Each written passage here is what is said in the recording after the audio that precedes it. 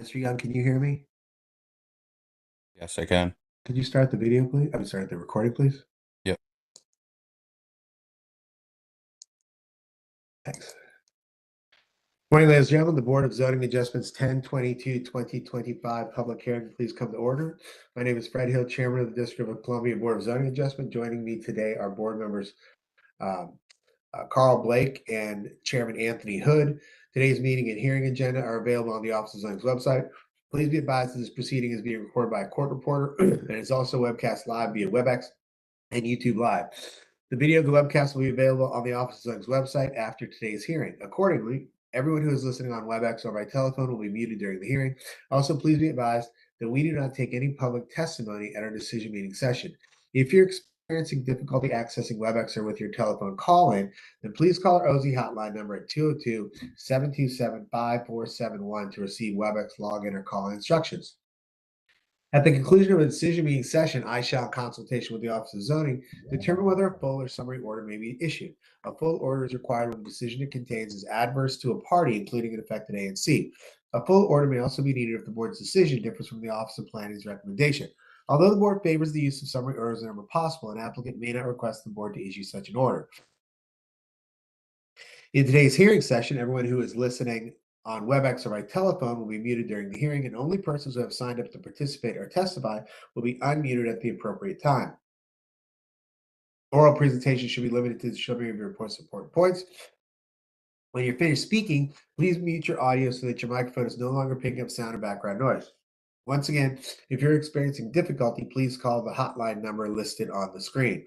All persons planning to testify either in favor or in opposition should have signed up in advance. They'll be called by name to testify. If this is an appeal, only parties are allowed to testify. By signing up to testify, all participants include the oath or affirmation as required by Subtitle Y 408.7.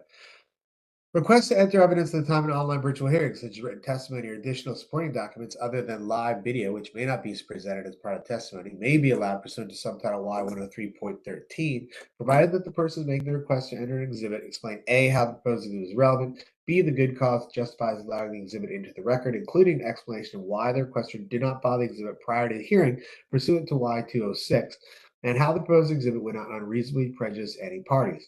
The order of procedures for special exceptions and variances are pursuant to Y 409. Excuse me.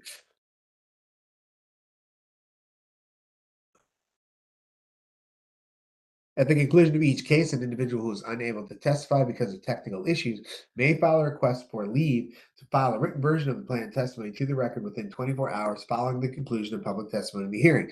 If additional written testimony is accepted, then parties will be allowed a reasonable time to respond as determined by the board. The board will then make its decision at its next meeting session, but no earlier than 48 hours after the hearing. Moreover, the board may request additional specific information to complete the record. The board and the staff will specify the end of the hearing exactly what is expected and the date when persons must submit the evidence to the Office of Zoning. No other information shall be accepted by the board. Finally, the District of Columbia Administrative Procedures Act requires that the public hearing on each case be held in the open before the public. However, pursuant to 405B and 406 of that act, the board may, consistent with its rules and procedures and the act, enter into a closed meeting on a case for purposes of seeking legal counsel on a case pursuant to DC Official Code Section 2-575B4 and or deliberate a case pursuant to DC Official Code Section 2-575B13, but only after providing necessary public notice. The case emergency closed meeting after taking roll call vote. Madam Secretary, do we have any preliminary matters? Good morning, everyone. Today, for the schedule, application number 21351 of James Williams has been withdrawn. Also, the chairman has reviewed and granted waivers to allow late filings into the applicable case records pursuant to Subtitle Y, Section 206.7 and Section 103.13. Any other late filings during the course of today's live hearing should be presented before the board by the applicant, parties, or witnesses after the case is called.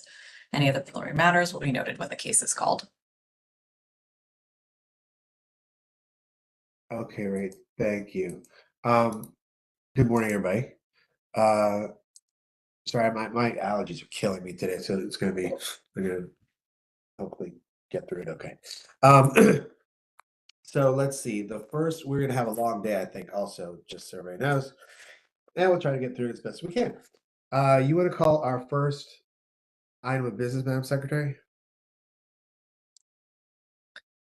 Yes, in the board's meeting session, the first is application number 21157A of 3428 Street LLC. It's a self-site application pursuant to Subtitle X, Section 901.2 for a special exception under Subtitle U, Section 254.14 to allow a corner store use, and pursuant to Subtitle X, Section 1002 for an area variance from the location requirements of Subtitle U, Section 254.6G.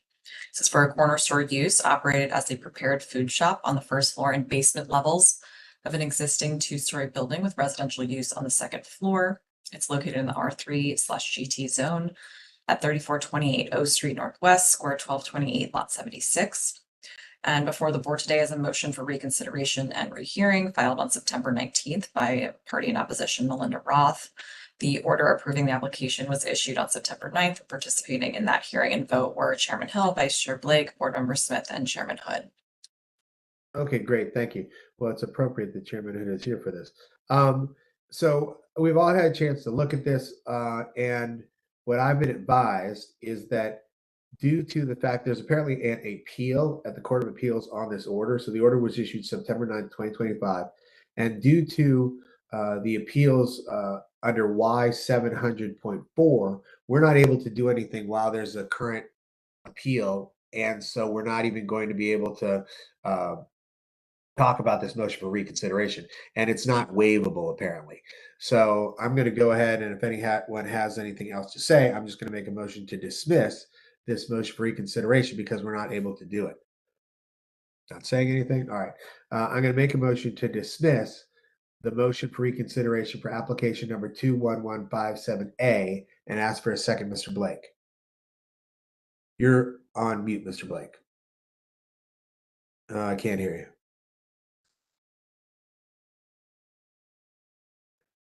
Chairman Hood, would you second my motion? I'll second the motion. Okay, now I'll just wait and see what Mr. Blake, when he gets on line here.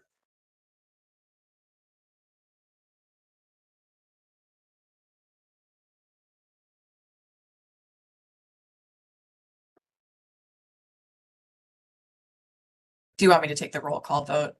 Yeah, you can, but you can't hear from Mr. Blake yet. Okay. You go ahead, start, sure. Please respond to the chair's motion to dismiss. Chairman Hill, Yes, Vice Chair Blake, you can't hear you. we can't hear you. You want to stick your thumb up? Okay, for the record, Mr. Blake has indicated with a thumbs up that he approves the motion. Chairman Hood? Yes. Okay. Staff will record the vote as 3-0 to 2 to dismiss the motion for reconsideration and application number 21157 on the motion made by Chairman Hill and seconded by Chairman Hood. Okay, and again, for the record, there was a technical issue with Vice Chair Blake's microphone, but he visually indicated his support. Now we're going to wait still for Mr. Blake now.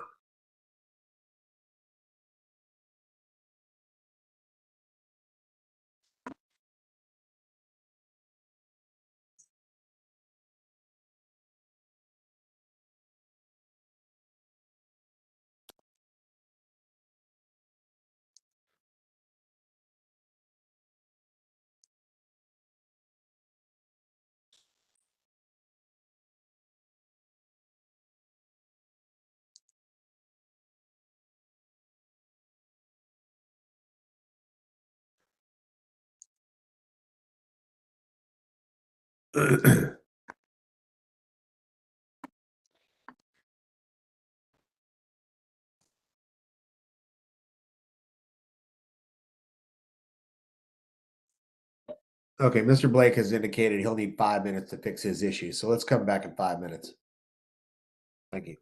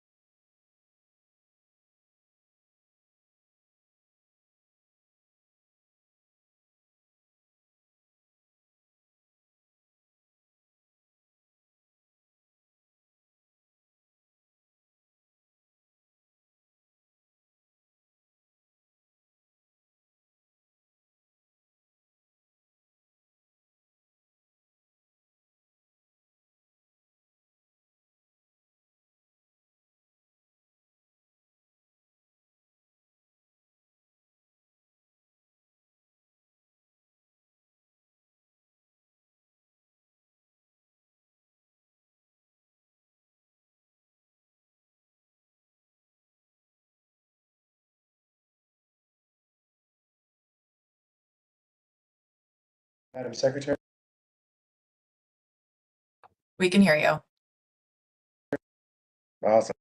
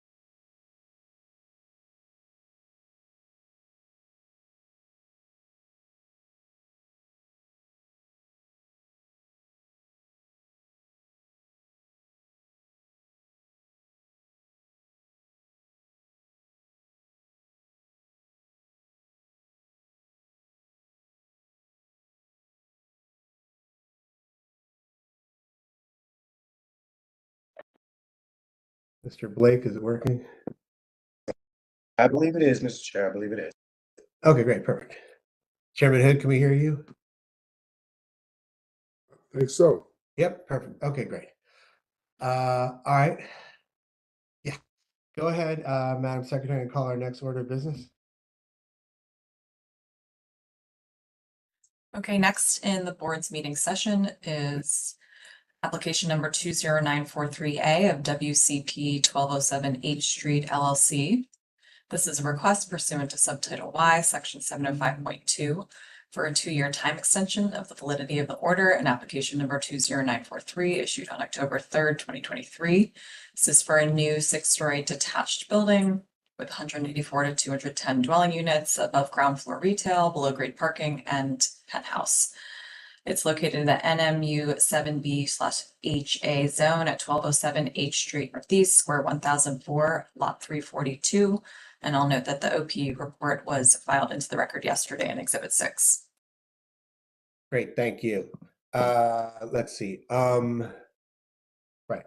So I had a chance to review the file, and per Exhibit 5, the applicant's statement as to why they believe they need this extension.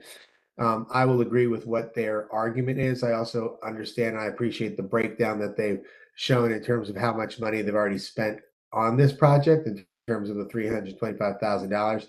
And also, I will note, giving great weight to the OP report, that I do appreciate the Office of Planning putting in the record for us, and I'll be voting in favor of this time extension.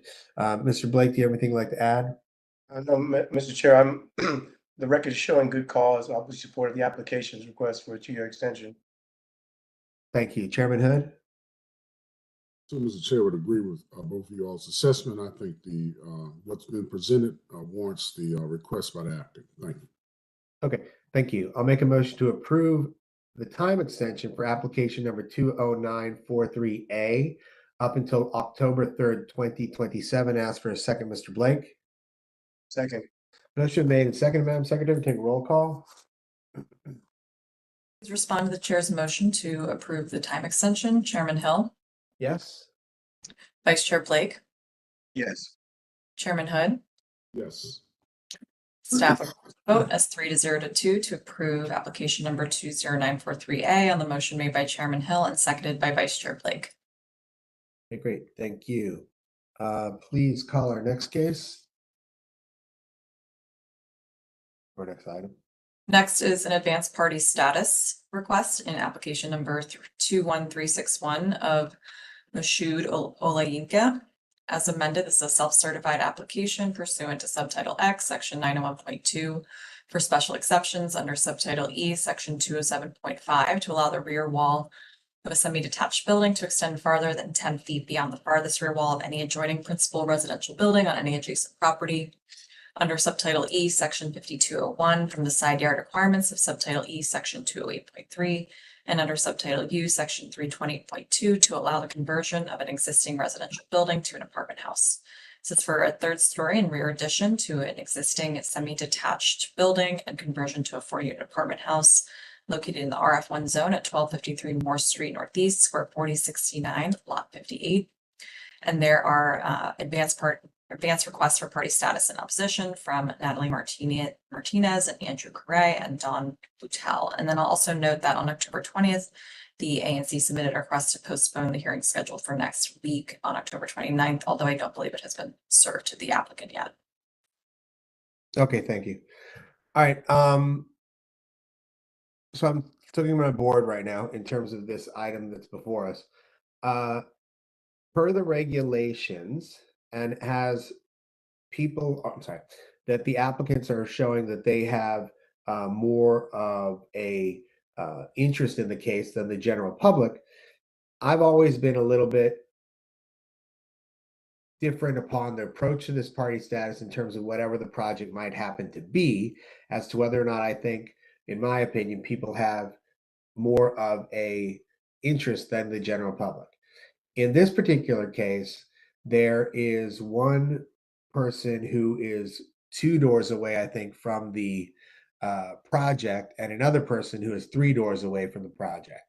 And so really, to me, what it kind of comes down to is how this project is necessarily affecting them any different than anyone else on that block, or particularly in the area. And I gotta say, I was a little torn on both of them. However, because one of the people that have shown interest in this project tried to have party status on something else, and they were late. And even this particular application for that person was a little bit I think there was a day filed late or something like that. But in this particular case, I guess I'll go ahead and give party, or would vote if the rest of the board follows me, to give party status to both parties, and I can explain what that means after this vote if we end up going that way. Mr. Blake, do you have anything you'd like to add?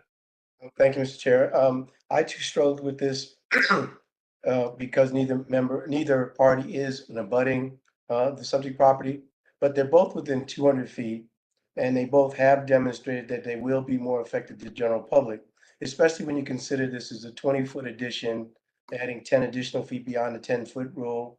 And this is the second such conversion in the neighborhood. The 1251 next door also went through a similar conversion. As you mentioned, and one of the persons here asking for party status had attempted to be on that. That is actually, I think, much closer to that property. And I'm also, noting that there has been no issue from the applicant with the granting of party status. So for either of these parties. So for that reason, I'm comfortable granting party status for both. Thank you. Chairman Hood? I too, Mr. Chair, would be comfortable. I know it's sometimes a struggle trying to figure things out, and are they more aggrieved than the general public? I struggle with that as well, but I think the proximity, as Vice Chair Blake has mentioned, also adds to my support. So I would not have any issues with granting both of them party status. Thank you. All right, then I'm going to make a motion to grant party status to Natalie Martinez and Andrew Correa, as well as Don Boutel, and ask for a second, Mr. Blake. Second. Motion been made and seconded, Madam Secretary. We take a roll call. Respond to the chair's motion to grant party status in opposition to Natalie Martinez and Andrew Correa and Don Boutel. Chairman Tell, Yes. Vice Chair Blake, Yes. Chairman Hood. Yes. Staff would report the vote as 3-0 to 2 to grant party status in application number 21361 on the motion made by Chairman Hill and seconded by Vice Chair Blake. Okay, great, thanks. Now, in terms of the postponement, I mean, again, as the secretary just mentioned, I don't know if even the parties were served the postponement or not yet request. I read the postponement request, and it seems as though the ANC is not clear on some of the issues concerning the project.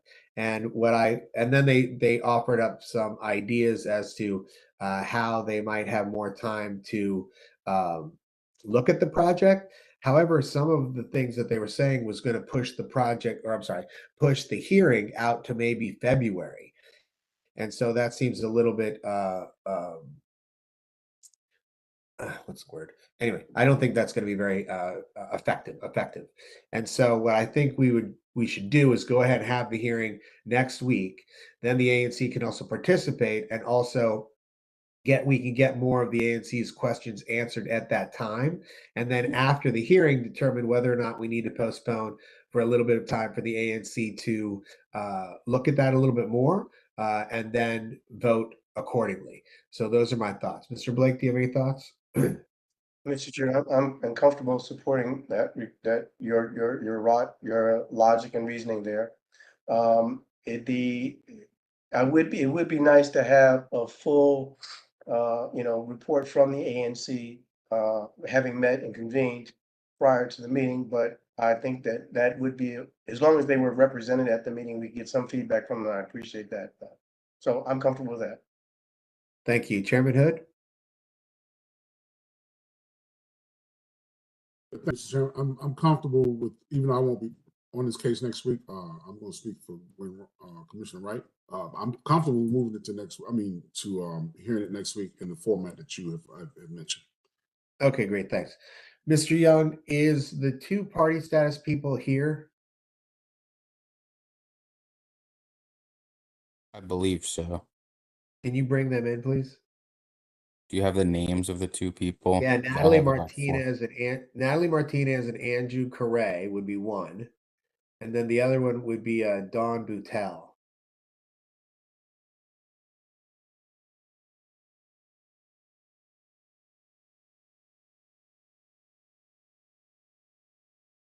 Hello, commissioners. Can you hear me? Yeah, who just spoke? Andrew Carey. Great. Oh, Carey. Mr. Carey, could you just introduce yourself for the record, please? Yes, of course. Hi, good morning, chairperson, members of the board. My name is Andrew Carey. Me and my wife, Natalie Martinez, we own 1257 Moore Street Northeast, which Okay. is, yeah. I'm sorry. I didn't mean to cut you off. That's all the information I needed. Thank you, Mr. Cray. Ms. Boutel, can you hear me? Hi, yes, I can. Hi, members of the board. My name is Dawn Boutel, and I am a resident at 1247 Moore Street. Okay, great, thanks. So just to let you guys know, I just want to bring in, so what happens when you get party status is the applicant will come in and they'll go ahead and give their case as to why they believe they're meeting the criteria for us to grant the relief that's being requested. And then the party status people will get a chance to give their case, and they get about the same amount of time as the the applicant. So if you guys can work together and present together, that'd be great. Or if you want to present separately, that's fine, but just try not to repeat everything. But at the same time, you guys aren't land use people, I would assume. And so, however we get through this is how we get through this. But I just want to let you know that's kind of the format. And then what happens next is the Office of Planning will give us their report. And then we come back and have questions from all the parties. So, and then we also see if there's any people out in the public that have anything they'd like to say. Then the applicant has an opportunity to ask questions of the party status people, and the party status people have a question to ask of the applicant, and also the party status people have questions to ask of the Office of Planning.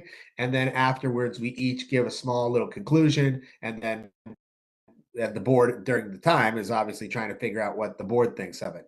So just want to let you guys know how the process works. Do either of you have any questions?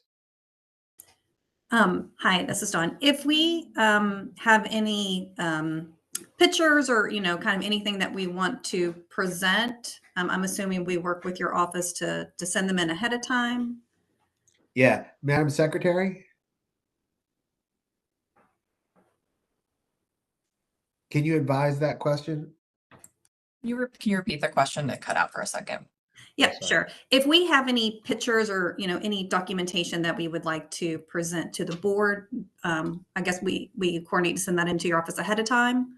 Yes, you can submit that to the record, either through the ISIS portal or through BZA submissions at dc.gov. Okay, great. Thank you so much. Thanks. And if you can, Ms. Boutel, the sooner you get that in, the better. Because what needs to happen is the applicant needs to have an opportunity to take a look at whatever it is that you submit so that everybody's on the same page. Thank you for that advice. Okay, great. All right. Okay, then we will see you guys next week. Sounds good. Thank you so much. Thank you. Thank you. Bye-bye. Okay. All right. Let's see. You may call our first case, I believe, Madam Secretary. The first case in the board's hearing session is application number 21354 of National Bankers Association. This is a self-certified application pursuant to Subtitle X, Section 901.2 and Subtitle U, Section 420.1A for a special exception under Subtitle U, Section 203.10 to allow use of an existing residential building by a nonprofit organization for the purposes of the nonprofit organization and pursuant to Subtitle X, Section 1002 for an area variance from the building area requirement of Subtitle U, Section 203.102 to allow use of an existing residential building with less than 10,000 square feet of gross floor area by a nonprofit organization. It is located in the RA2/DC zone at 1513 P Street Northwest, square 194, lot 3. Okay, great. Thank you. If the applicant could hear me, if they could please introduce themselves for the record. Good morning. Can you guys hear me? Yes. Okay, good morning. Lila Batiste and Madeline Williams at Holland and Knight. On behalf of the applicant, the National Bankers Association. I'm also joined by Ms. Michelle Davis, who is the Chief Operating Officer of the National Bankers Association. And also on the call, Mr. Young, if you want to pull him up, is Sheldon Clark with Client Architects, which designed the proposed building addition for this property. So the application seeks special exception approval to allow a nonprofit organization to use the existing residential building at 1513 P Street Northwest. And then the application also includes an area variance from the minimum 10,000 square foot requirement under subtitle U, section 203.10. And this application was supported by the ANC2B twice, both for HPRB review and this BZA hearing. The Office of Planning issued a report in support. There are no objections in the record, and the HPRB approved the design of the building addition. And given that, I'd like to propose that we rest on the record and be available to answer any specific questions that the board may have. Okay, Ms. Batiste, are you not going to go through your PowerPoint, which is fine? I just want to understand. We can, but in the interest of time, given the record, I was proposing that we rest. Okay, sure, no problem. All right. Okay, let's see. So we'll go ahead and turn to the Office of Planning, please. Good morning, Brother Ryman with the Office of Planning. And the Office of Planning has reviewed the application for the requested special exception and area variance relief from the use permission requirements and finds that the request has met the criteria for Subtitle X. The proposed expansion would not change the existing use of the building and should not adversely impact adjacent properties. Therefore, OP recommends approval. And with that, I can stand on the record and take any questions. Okay, Mr. Young, is there anyone here wishing to speak? We do not. Okay. Does the board have any questions of the applicant? Or the Office of Planning? Okay, all right, Ms. Batiste, I guess you got an efficient one today. Nice to see you. Nice. And let's see. Oh yeah, Mr. Young said there's nobody here wishing to speak, right? Correct. Okay, great, thanks. Okay, then I go ahead and close the hearing of the record. Have a good day.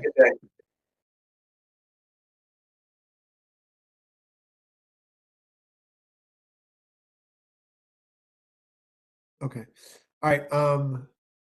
I've also had a chance just to flip through the applicant's PowerPoint, and I will agree with the argument that they're putting forward concerning the relief that's being requested.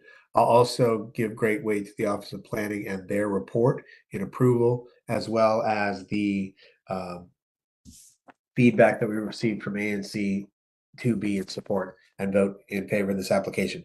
Mr. Blake, do you have anything you'd like to add? Thank you, Mr. Chair. I would agree with you. I believe that the applicant has met the burden of proof for both the special exception and area variance. This organization has been operated at this location for nearly 3 decades without an adverse impact. And the proposed third-story addition is modest, is consistent with the character of the block, and has received concept approval from the Historic Preservation Review Board. ANC 2B unanimously supports the project, as does the Office of Planning, and DDOT has no objection. Given the impossibility of meeting the 10,000 square foot threshold on this small lot, I find that a practical difficulty definitely exists. And granting relief will allow the nonprofit to continue its mission-driven work in harmony with the zoning regulations and without undue effect on neighboring properties. So I'll be voting in support of the application. Great, thank you. Chairman Hood? I don't have anything to add. I think the record in this case warrants my vote in of approval. Thank you. Thank you.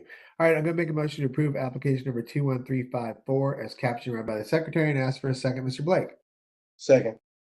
Motion made and seconded, Madam Secretary. Take a roll call. Please respond to the chair's motion to approve the application. Chairman Hill, Yes? Vice Chair Blake, Yes. Chairman Hood. Yes. Staff would record the vote as 3-0 to 2 to approve application number 21354 on the motion made by Chairman Hill and seconded by Vice Chair Blake. Okay, great. Thank you. You may go ahead and call our next case. Next is application number 21355 of Robert and Rachel Loper. This is a self-certified application pursuant to Subtitle X, Section 901.2 for a special exception under Subtitle E, Section 5201 from the lot occupancy requirements of Subtitle E, Section 210.1. This project is for a front porch addition to an existing 2-story attached principal dwelling. It's located in the RF1 zone at 916 D Street Northeast, square 937, lot 83. Great, thank you. If the applicant could hear me, if they could please introduce themselves for the record. Hi, good morning. My name is Rachel Loper. I'm also here with the architect Dorothy Murdoch on the project. Okay, great. Ms. Loper, if you want to go ahead and walk us through your project, and if you can explain why you believe you're meeting the relief that's being requested. I realize you're not a zoning attorney, probably.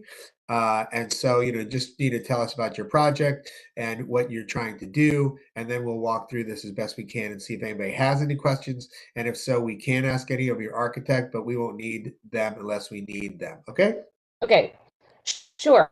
So this property is at 916 D Street. My husband and I have lived there since 1998. And it doesn't have it's a flat front with metal stairs up to the door. I've gone to the library to look at the original permit for the house, and it originally had a front porch. The houses across the street also have front porches. Our house is kind of an infill. Most of the houses on our block are from the 1880s. This house is 1924. So that's why it's set back further. So the idea is to just put on a front porch and make it a little more welcoming, and look like the rest of the houses across the street. So you can see evidence on the front of the house where the brick is sort of chopped up where the original porch was attached. I've also included I'm trying to share my PowerPoint, but No, that's okay. Actually, Ms. Loper, Okay. I got to tell you, I've like gone through now these plans a little bit, so I'm gonna I'm gonna actually move us along a little bit Okay. here. So go ahead, Mr. Blake. That's great, in that spirit, I do want to ask you one quick question.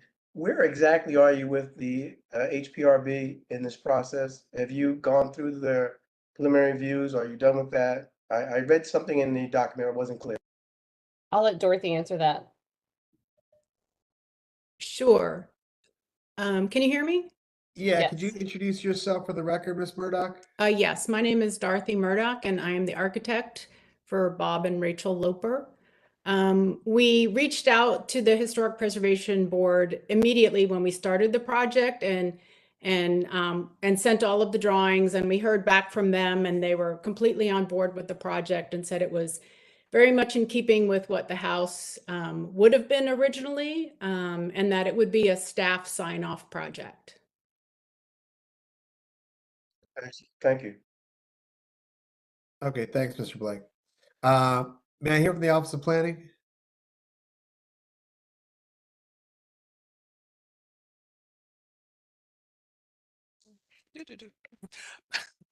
Good morning, Mr. Chairman and members of the BZA. Maxine Brown Roberts from the Office of Planning. And I still don't know why my picture isn't showing, Mr. Hood. And, yeah, I want to stand on the record of our report also. They have met all the requirements of subtitle E 5201 and also subtitle X 900. I just want to make one correction in our report. In section 2 of the location and site development, I had that the square footage of the building is 2,358. It's actually 1,350 square feet. However, that doesn't change our recommendation or change the analysis of the record of the project. In addition to that, I did speak to historic preservation staff, and they also confirmed for me that it will be a staff sign off at permitting. So there's no need to go to HPRB. With that, I will stop and I'm available for questions. Okay, thank you, Ms. Brown Roberts. Does the board have any questions of the Office of Planning? Mr. Young, is there anyone here who should speak? We do not. Okay. All right. Ms. Loper? Loper? Okay. Do you have anything you'd like to add at the end? I guess not. I've got a lot of neighbors who've signed off and we're excited to get started. Okay, great. Thank you. All right. I'm going to go ahead and close the hearing of the record. I hope you guys have a nice day. Bye-bye.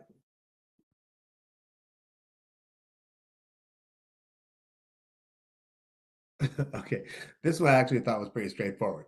And so I am happy that it is so neat and tidy.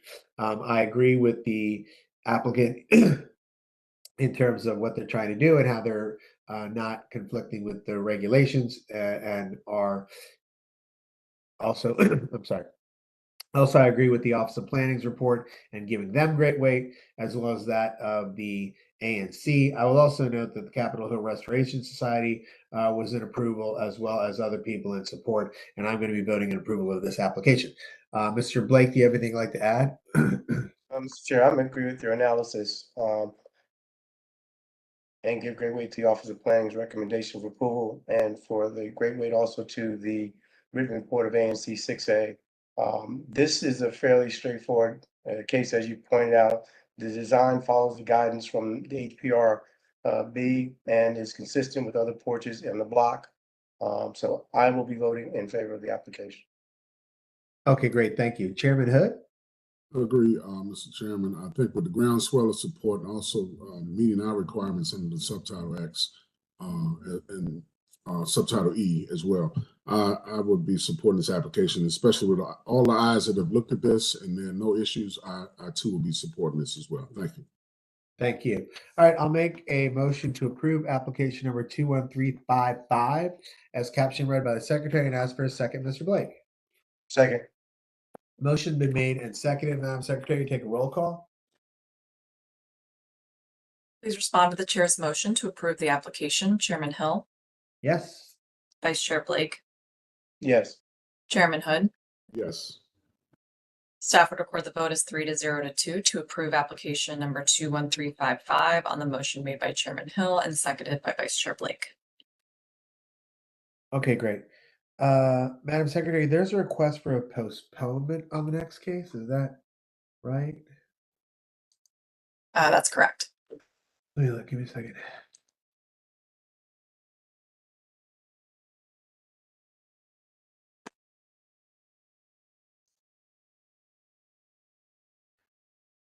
Okay, you want to call it, and then let's hear from the parties.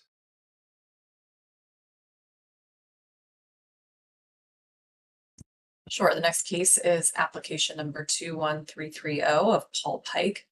As amended, this is a self-certified application pursuant to Subtitle X, Section 901.2, for a special exception under Subtitle E, Section 5201 from the lot occupancy requirements of Subtitle E, Section 210.1.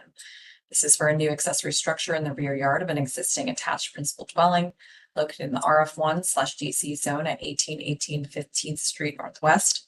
Square 191, lot 63. Party status in opposition was previously granted to Jacqueline Gale and John Jacobson on June 18th.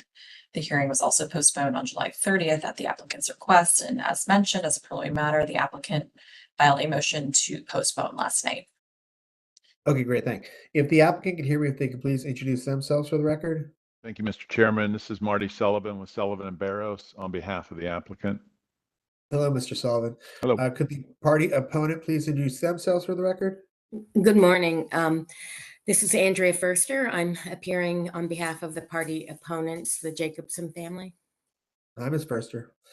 Okay, Mr. Sullivan, I just see what's in the record, so I don't need to actually, it's fine, I'm fine. I just need to bring everybody in unless my board has any questions. Madam Secretary, when can we come back here? That's the problem.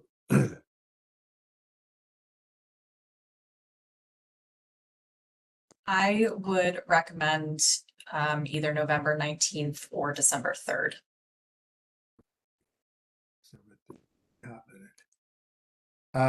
Mr. Sullivan, Ms. Furster, how much time do you guys think you may need to see wherever you get next? I think that should be plenty of time. Meaning November 19th? Sure, whatever, I defer to Ms. Furster, but either one of those days works Does for us. November 19th also work with you guys? I can't hear you, Ms. Furster. Sorry, I think you're on mute. Yes, my client, Jackie Jacobson, is on the line. Let me just check with her about the date. Sure.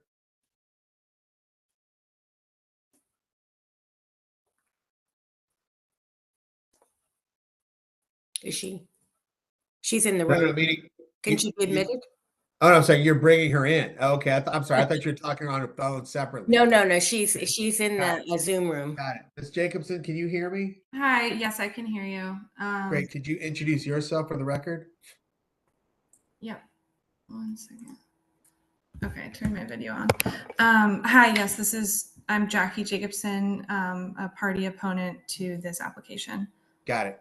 Does November 19th work for you in terms of getting back here? Yes, that works. Okay, great.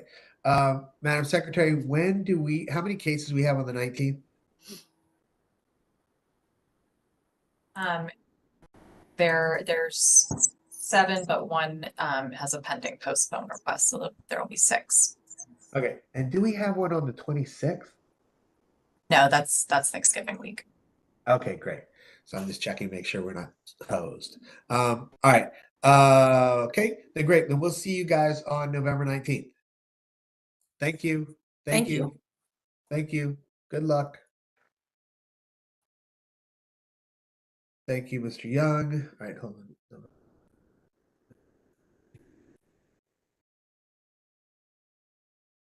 Okay. All right, I guess. Well, are you guys all right? Do you want to take a break? You want to do a case?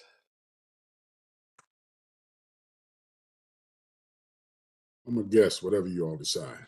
Okay, let's do a case then. All right, go ahead and call our next one, Madam Secretary. Okay, next is application number 21303 of Jamal Ahmed. As amended, this is a self-certified application pursuant to Subtitle X, Section 1002 for an area variance from subtitle U, section 301.5B, to allow an increase in the number of units in an existing apartment house with less than 900 square feet of lot area per dwelling unit. And pursuant to subtitle X, section 901.2, for a special exception under subtitle C, section 703.2, the minimum vehicle parking requirements of subtitle C, section 701.5. This is for the creation of 2 additional dwelling units in the cellar of an existing 4-unit apartment house in a 2-story building. It's located in the RF1 zone at 1631 A Street Southeast, Square 1086, Lot 804. And this hearing was postponed twice and last heard on September 24th, and the board requested additional submissions. Participating originally were Vice Chair Blake, Board Member Smith, and Chairman Hood. And as a preliminary matter, the applicant submitted a motion to waive the filing deadline for a post-hearing statement, which is in the record in Exhibit 45A. Okay. First of all, can the applicant introduce themselves for the record? Hi, Alex Wilson from Sullivan and Barrows on behalf of the applicant in this case. Okay, that's number 1. Number 2, I have read into the case, and so I'm fully up to speed as to what is going on, as to where you guys are right now. In terms of, Ms. Wilson, what you wanted to add to the record, what do you want to add to the record? We just forgot to file one document that was initially supposed to be with our package. So I think we submitted it the next day. Okay. Okay. Let's see. Okay, unless everybody has any issues, I'd like to go ahead and see what the applicant has put forward in the in the record. Does anyone have any issues? If so, please speak up. Okay, we'll go ahead and allow that into the record. Let's see, that's number 1. Number 2, so Ms. Wilson, why don't you tell me what happened since the last time you were here and what the board was interested in seeing and what you brought forward? Sure. So I believe the discussion was related to the 3rd prong. And so we submitted some additional information as to how the board and even the DC Court of Appeals has reviewed the 3rd prong related to the integrity of the zoning regulations. But I believe the board was more interested in hearing from OP on that specific prong. And so maybe I'll defer that discussion to OP. I do have an oral presentation just specifically on what I submitted that I think is helpful. And I'll go ahead and read through that and just give a little refresher since I know there are a number of these cases. Okay. So as a refresher, I'm sorry, Ms. Wilson. As you're doing that, if you could, I mean, the thing that I just wanted to hear a little bit more about is like why that basement can't be used as like a gym or like party space or something. Like, why does it need to be used for what you guys are proposing? And so if you could kind of put that in there as you're kind of going through your argument, and you can begin whenever you like. Sure. So just for some, I'll just continue with my presentation. So this is a purpose-built apartment building with 4 units constructed in the early 1900s, prior to the adoption of the 900 square foot rule or the 1958 regulations. The building has been modernized and the laundry facilities have been moved and the basement space is vacant. It's above grade and it can be utilized for apartments without any regrading or exterior modifications. It's a highly visible corner lot in a transit-rich neighborhood, very close to the metro and RFK. This has created security and maintenance issues, and those things can't be resolved by a gym or a vacant party space. I mean, it could be used for party space now, but it doesn't resolve the security issues. So the applicant is requesting to add 2 units in the existing vacant space. While this is a block full of apartment buildings, the property is unique relative to even those apartment buildings, as all of those buildings are fully utilizing all of their floors, including basements, if they have them. But the apartment building context and proximity to transit make the area different from a traditional RF1 neighborhood, where you might expect rows of row dwellings made up of single-family dwellings or flats. In our last submission in Exhibit 45A, I submitted transcripts from case number 20289, and this is a nearly identical fact pattern, except that case was R3 and we're located in the RF1, which actually allows purpose-built apartments to expand as a matter of right, subject to the 900 square foot rule. And in that case, they had an existing illegal apartment that they were trying to make legal. The other case of mine has that condition. But this case is simply asking to put units in existing vacant space. So again, 20289 had both conditions, in an existing illegal apartment they were trying to make legal, and then requesting 2 additional units. And so the board members on that vote included Chairman Hill, Board Member Smith, and Chairman Hood, and former Vice Chair John, who voted to grant the application. And I'm going to read from that transcript. The building was constructed in the early 1900s. It's a purpose-built apartment building. When the applicant purchased the property, the C of O was only for 14 units, even though there are 15 units in the existing building. So this condition has existed for quite a while, where the building has a 15th unit that's not on the C of O, and we're requesting to make that 15th unit legal, which requires a variance, as we do not have 900 square feet existing or proposed. In addition to making the 15th unit legal, we're also requesting to add 2 units in existing vacant space on the cellar, and that space is not being used for any purpose right now and has proven difficult to maintain. Even though it's zoned R3, the building fronts on Pennsylvania Avenue. It's at the intersection of Pennsylvania, Seward, and 4th Street. It's surrounded by commercial uses. Fronts on Pennsylvania Avenue on this corner, combined with the fact that it's a purpose-built apartment building that became legally non-conforming, creates a unique condition. And there is existing idle cellar space adjacent to those existing units. There was a modernization of the building, and so all of the units now have in-unit laundry, and the space is currently vacant. There have been instances where someone actually broke into the building, so this space has become difficult to maintain. It is a security issue due to its high visibility on the corner and because of the commercial uses in the area. It's a relatively high traffic area. There's already been a security issue. There are proven issues with maintaining this space. And so instead of leaving it vacant, which would present additional maintenance and security issues that they've already had, the applicant is proposing to take idle space and put it to a higher and better use as additional housing, and the applicant can do all of that without the need for addition. So it's not disruptive to the adjacent neighbors and does not involve exterior construction. That is a nearly direct quote from pages 9 to 11 of the transcript for 20289. OP also testified and noted the building is a purpose-built apartment house. It was constructed prior to 1958. We do often see this issue with modernizing these buildings over time, where it does create some issues with the floor plan. In particular, the applicant has mentioned the issues of maintaining that space because it's not being used for anything. So in this case, all of the laundry has been relocated. There's this awkward space in a prominent location of the building that's difficult to maintain. The applicant has provided floor plans showing the location of the load-bearing walls. And then, combining with upper units would create an issue as well, because these are small enough that a lot of the space would be eaten up by circulation. It would defeat the purpose of incorporating that space into some of the other units. And then with respect to the third prong, OP's report states, the addition of 3 units, an existing 14-unit purpose-built apartment house, should not cause substantial harm to the zoning regulations. The apartment house predates the 1958 zoning regulations and is an existing non-conforming building. The requested relief would allow the applicant to make use of otherwise unusable space in the cellar to create 2 additional dwelling units in a mixed-use, transit-accessible neighborhood. An existing unit that is not permitted by the certificate of occupancy has been in existence for several years and has been occupied, so the impact to the neighborhood would be negligible.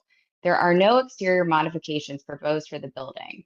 So BZA application 20289, the height and the massing of the structure would be appropriate for the neighborhood in which it's located.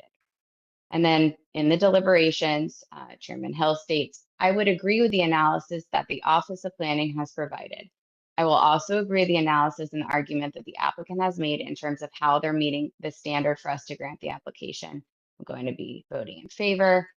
Chairman had stated, I would agree with your assessment. I think Ms. Elliott's report really convinced me, and I'm glad we're able to mitigate some of the actions. Okay, he's in this, they were talking about a text amendment that was made. I will also incorporate the Office of Planning's recommendation, as you mentioned, as well as the applicant's response to moving forward with this case. That's all I have on this. Board Member Smith stated, I'll second both of your comments. I think Ms. Wilson did a great job of articulating the practical hardship of using that space in the basement. And also one of the units was a personal apartment constructed prior to the implementation of the 1958 zoning regulations. And Vice Chair John stated, I will give great weight to OP's analysis with respect to the first prong, the exceptional condition that this is a purpose-built apartment building from the 1900s, and that this excess space is created because of an attempt to modernize the building and remove some of the utilities from the basement, which is a more efficient use of the building. And so I believe that there are a number of factors to create this exceptional condition. And I believe the applicant has met the requirement for the regulation and for relief on the regulation.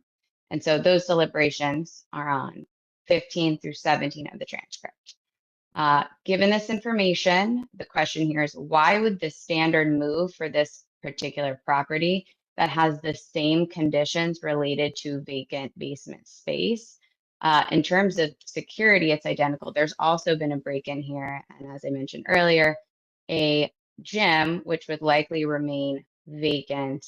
And I think I stated on the record last time some additional difficulties with the gym just in terms of use and that space, but it's still a vacant space most of the time, even if you had a gym or party space. And so those issues with security would still remain. This is arguably more unique than the surrounding uses. It is in a zone that can handle apartments, unlike case 20289, which is R3. And it has the same issues with combining units above and continued practical difficulties related to security and vacancy. Adding 2 units in the basement of a pre-1958 purpose-built apartment building unique for the block does not impair the purpose of the zoning regulations and is in line with the district's overall goals. The board appeared to be struggling with that third prong in the case record when I reviewed it. And so a variance, OP noted this in their supplemental filing as well. A variance is an inherent deviation from the zoning regulations. So a variance will likely never meet the intent of the regulations. And so the standard is not that a variance meet the intent, but rather it not substantially impair the intent. We provided some information as to how the Court of Appeals has reviewed this, or the board in other orders. They look at neighborhood context and actual impact.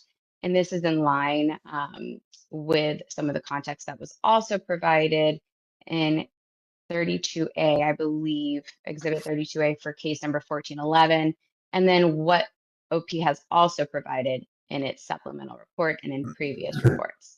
This is a purpose-built apartment building in a block with other apartment buildings with many units who utilize all space on all floors. It's extremely close to the metro, and it can be converted without any alterations to the exterior. It's all an interior change. This is likely the type of case the variance procedure was created to address. It's a building that was constructed prior to the regulations, where the drafters of the regulations cannot predict what unique challenges would be faced. Denying this case after granting a nearly identical one would not somehow protect the integrity of the regulations, as this is a specific fact pattern that comes up once every 5 to 10 years with this specific purpose-built apartment vacant basement scenario.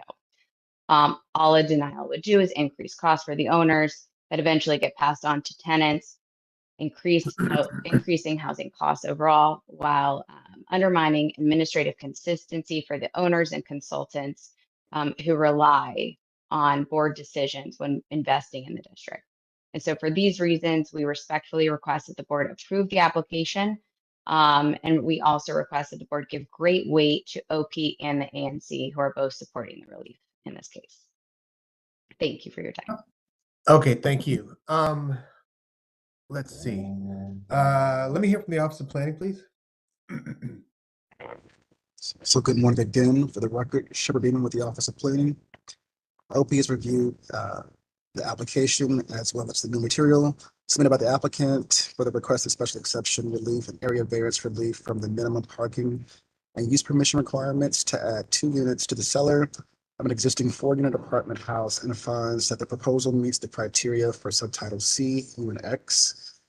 As the owner has upgraded the existing units and the cellar is no longer used for communal amenity space, the conditioned cellar space has become vacant and, according to the applicant, will remain unusable without the variance approval. The proposed units would not result in the expansion of the existing building footprint. Alternatively, the enlargement or the expansion of the existing dwellings into the cellar level would lead to disruption for the existing units or tenants.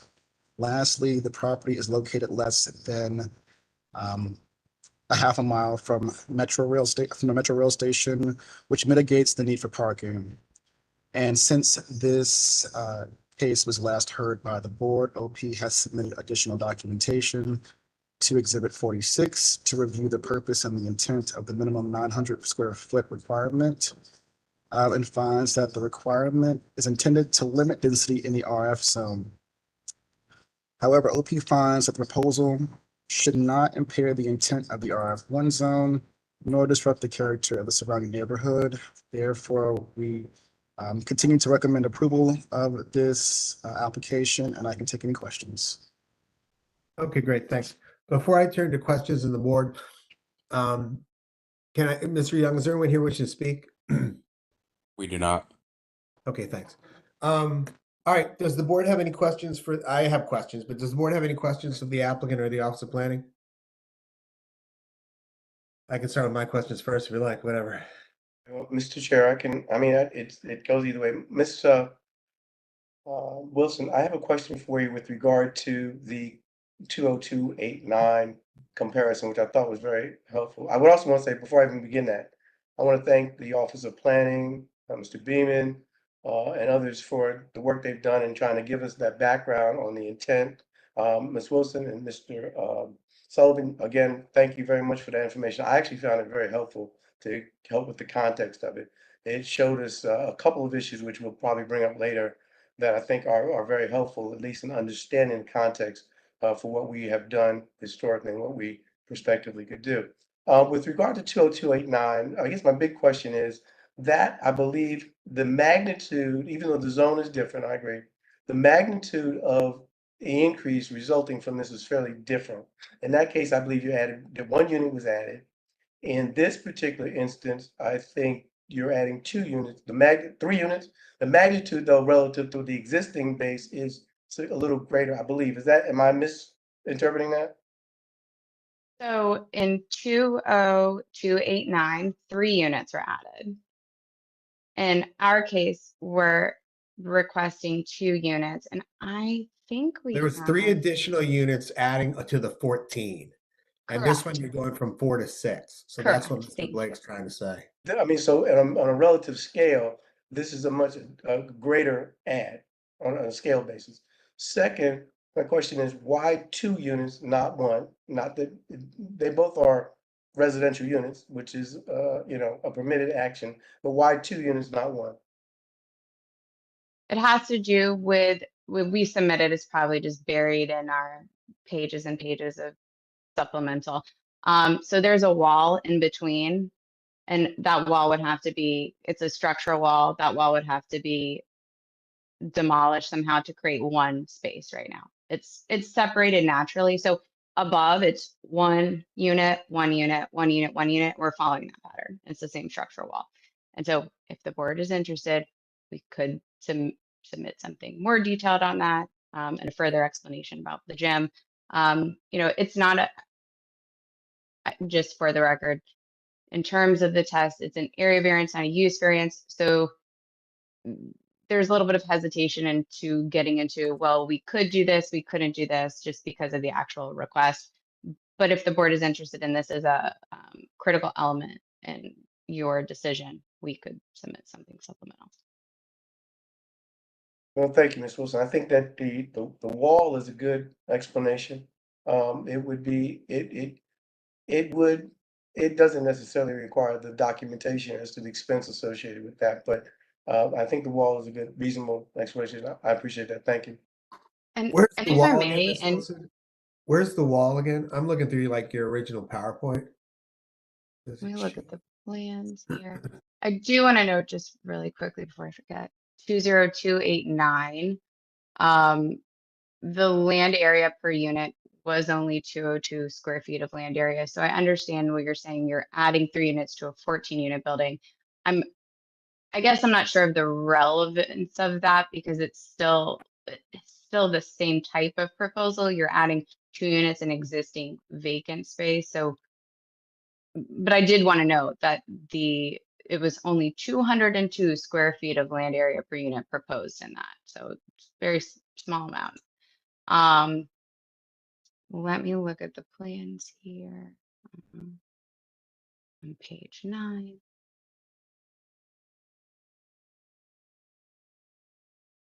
So if you look at the proposed floor plan on exhibit 9, where the dark black, it says it's on page 2. Those dark walls there are the structural walls, and that's where the staircase is. So in order to combine the space Which page? Which page? on page 2, Yep. the structural wall. So in order to combine, we'd have to somehow eliminate portions of those walls. And then there would be a large staircase in the middle of the single unit. So it would be impractical in a number of different ways and practically difficult to do. Okay. All right. I have a couple questions, but since I have some other questions with legal, I want to do an emergency meeting. Number one. And I think there's a technical issue that I have to deal with actually, wherein we might need there's a technical thing going on. I guess it's my Miss Wilson. I just kind of I'm thinking about your argument, right? And I missed the first hearing, so I wasn't here live. Like it's different reading through the record and versus like this, right? And this is now, I don't know if it's the first time per se, but like, there's a lot of stuff that's being brought into the record about what the board did before. And I feel a little uncomfortable as if that's now something that the board has to adhere to, meaning we look at these cases individually. And I appreciate the information that maybe had been put forward, that maybe even the board had asked for. So I'm not exactly clear, but I just want to let you all know, because you guys do this a lot, like what we had said before might not necessarily apply to this case or every case. And so it makes me a little uncomfortable. I just want to let you know, because it's not like we're creating a precedent that now has to be upheld in each and every case when they're asking for the same relief. All the different things that are going on inside the case, things might be different. So I don't need a response. I'm just letting you share. I'm sharing with you. I'm uncomfortable with it. Okay. And it might kick me back a little bit farther, because now what I have to do is I have to go back and look at all those cases and be like, is this exactly what they're trying to do? And is the context of what my quote is being put forward in, is that accurate to what I thought I was trying to say? So I'm just trying to share my thoughts. Okay. Sure. And I apologize if reading direct quotes has made anyone uncomfortable. The point of me reading from the transcript was to show and I understand there's no precedent, but if there's a fact pattern that is nearly identical, then there needs to be some additional justification as to why this one would get denied compared to that one. When I'm reviewing these cases that the board has approved in the past, and I see, okay, it has all of the exact same factors, specifically with this one, security being a huge issue and leaving this space vacant. And I got you. And I guess I'm not trying to have a big discussion, only because I don't want to have this, only because I don't want to continue to have kind of this discussion, right? In that the fact, for example, that one that you mentioned, again, there was 14 units, one was already there, and you were adding 2 more, right? So the percentage wise is not a big percentage compared to going from 4 to 6, right? So it is different. And so, you know, and I know Mr. Sullivan's, you know, watching or listening. And so, you know, and I know the 2 cases that are coming up after this. And so I'm not, and also just to let you guys know, like, I don't like being in this position wherein they look like good units to me. Nobody seems to care. It seems to be great. And then I have to get thrown into this regulation thing where I'm supposed to find out whether or not they meet the variance test. You know, I don't like denying any of these things, right? So anyway, okay. And just to finish, and I'll turn you to Mr. Hood, just to finish, because I know now my wife always jokes that I'm on the record, and I was like, I never realized it really mattered, but now I'm on the record. So to follow up that statement is that I don't want to necessarily just approve everything either, right? I'm just here to look at the regulations the way that I'm supposedly to do them and have been trained to do them. And that's why I struggle with this job on occasion. However, I appreciate your job and what you're trying to do for your client, and that you do an analysis before you come forward with this, saying, this is what happened in the past. These are your chances. This has how much it's going to cost you. Do you want to take that bet? Right. So I understand how that works as well. And I respect that. And also what you and Mr. Sullivan do, and all the attorneys, they try to figure it out beforehand. But at the same time, this is an imperfect system and you don't know. Okay, there you go. Chairman Hood? Thank you, Mr. Chairman. I too want to thank everyone who submitted, Officer Planning, Ms. Wilson, and everyone who submitted the transcripts. And let me just first of all say, I am not intimidated about whatever I said in another case, because there's definitely a difference. This is R3 versus the R1. I get that. And I know that these are not an apples to apples comparison. While I know sometimes legal counsel will come down and try to shift it and say, well, you said it this way. I've been dealing with that for years. What happens in each case stands on its own. If we don't mix them together, whatever Hood said in another case, as the chairman just said, and I think Vice Chair Blake, we look at the regulations and we try to interpret. So you have to help us get to where somebody else got us to. That's the way I look at it. But let me ask you this though: what were on these 2 units in the basement? What was the square foot of each one? And I know it's here somewhere. I just don't feel like looking through all this again and finding it. What was the square footage on each one, Ms. Wilson? I believe one is 600 and the other one is 700. And I'll have to text my client to double check the square footages as well. Okay. So probably in those other cases, you know, it wasn't that much of a dip. It might have been. I just don't remember all of them. But you know, those are a lot of caveats that we look at. And I know if you read the case line, I noticed when I looked at what the zoning commission conversation was, I noticed what was supplied versus what really happened. The difference was I was there and I had those conversations. And it's always good to parch out the part that goes to your case. And I mean, that's just what you do. I think you represent your client well when you do that. But I know that there's a lot more conversation going on besides what was presented, because I too looked back at the transcript. I too had staff send me some of the transcript of what we did from the legal conversations that we had. So what we were thinking about, what the commission discussed when we started dealing with this, I guess in 2014 or whenever it was. But anyway, I'm going to leave it at that. I'm waiting to hear from others. Let's see what the chairman and vice chair have to say. But thank you all for what you submitted. But I just don't believe that this is an apples to apples comparison. But I appreciate you making your justification, and I will deal with it accordingly. Thank you, Mr. Chairman. Thank you. I'll just add, we're Ms. Wilson. matching the units above. I thought that was relevant to note that the units above are those, we're just matching the exact same footprints. Yep, that's helpful. That's helpful. Thank you, Ms. Wilson. All right, I'm going to do an emergency closed meeting.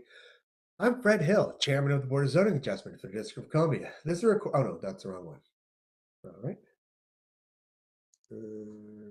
As Chairperson of the Board of Zoning Adjustment for the District of Columbia, and in accordance with 407 of the District of Columbia Administrative Procedure Act, I move that the Board of Zoning Adjustment hold a closed emergency meeting on 10/22/2025 for the purposes of seeking legal counsel on case 21303 and or deliberate upon but not vote on case 21303. Is there a second, Mr. Blake? Second. As appears, the motion is passed. Oh, wait, go ahead, Madam Secretary, take a roll call. To respond to the chair's motion to hold an emergency closed meeting, legal counsel, Chairman Hill, Yes. Vice Chair Blake, Yes. and Chairman Hood. Yes. Passes. Thanks. As I hereby give notice, as it appears the motion is passed, I hereby give notice that the Board of Zoning Adjustment will recess this procedure at 10/22/2025 at 10:53 a.m. to hold a closed emergency meeting pursuant to District of Columbia Administrative Procedures Act. A written copy of this notice is posted in the Jerry R. Crescent Memorial Hearing Room at this time. Okay, you guys, we'll see y'all in a little bit. Thank you.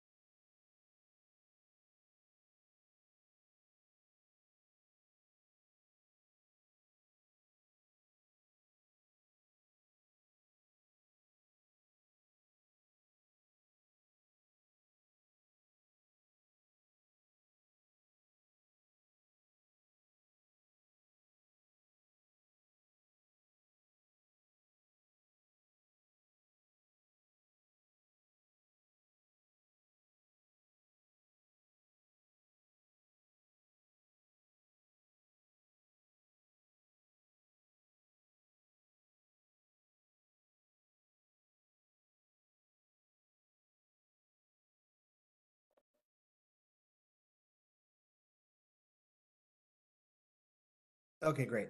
Madam Secretary, could you call us back in, please? The board is returning from an emergency closed meeting with legal counsel and returning to application number 21303 of Jamal Ahmed. Okay, great. Thank you. Ms. Wilson, can you just kind of summarize for me a little bit the exceptional condition meaning that's leading to the practical difficulty, which I get it. Can you just give me a summary of it? Yes. So this building was constructed in the early 1900s with 4 units prior to the adoption of the 900 square foot rule. Relative to the other apartments on this block, it is unique. All of those apartment buildings, even if they're corner lots, either don't have a basement level, and they have all of the units in those buildings occupy every level. So there's no vacant space in the existing apartment buildings on the block. This applicant modernized the building, and so they moved some of the utilities and the in-unit laundry facilities, and so there is now vacant space. And they have had break-ins and security issues, and that's been documented. And so because of the unique condition related to them having corner visibility too, it's increased these security issues. And that was an item present in 20289. It's close to the metro, and it's also close to RFK Stadium. And so without this relief, they're going to have consistent vacant space that they will have to maintain, including persistent security issues.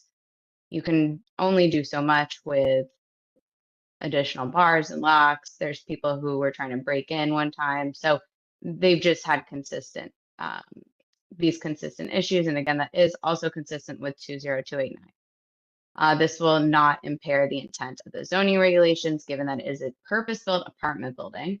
It has existing units. The proposed units are just matching the footprints of those above. And there's no way to combine the units as there are structural issues with trying to demolish those walls and create issues with tenant displacement. So again, for these reasons, we respectfully request that the board approve the application, and we request that the board give great weight to OP and the ANC, who are both supporting the relief in this case. Okay, great. Thank you. All right. Does anybody have any questions? Okay. All right, Ms. Wilson, thank you so much for your time, and I hope you have a good day. I'm going to close the hearing on the record.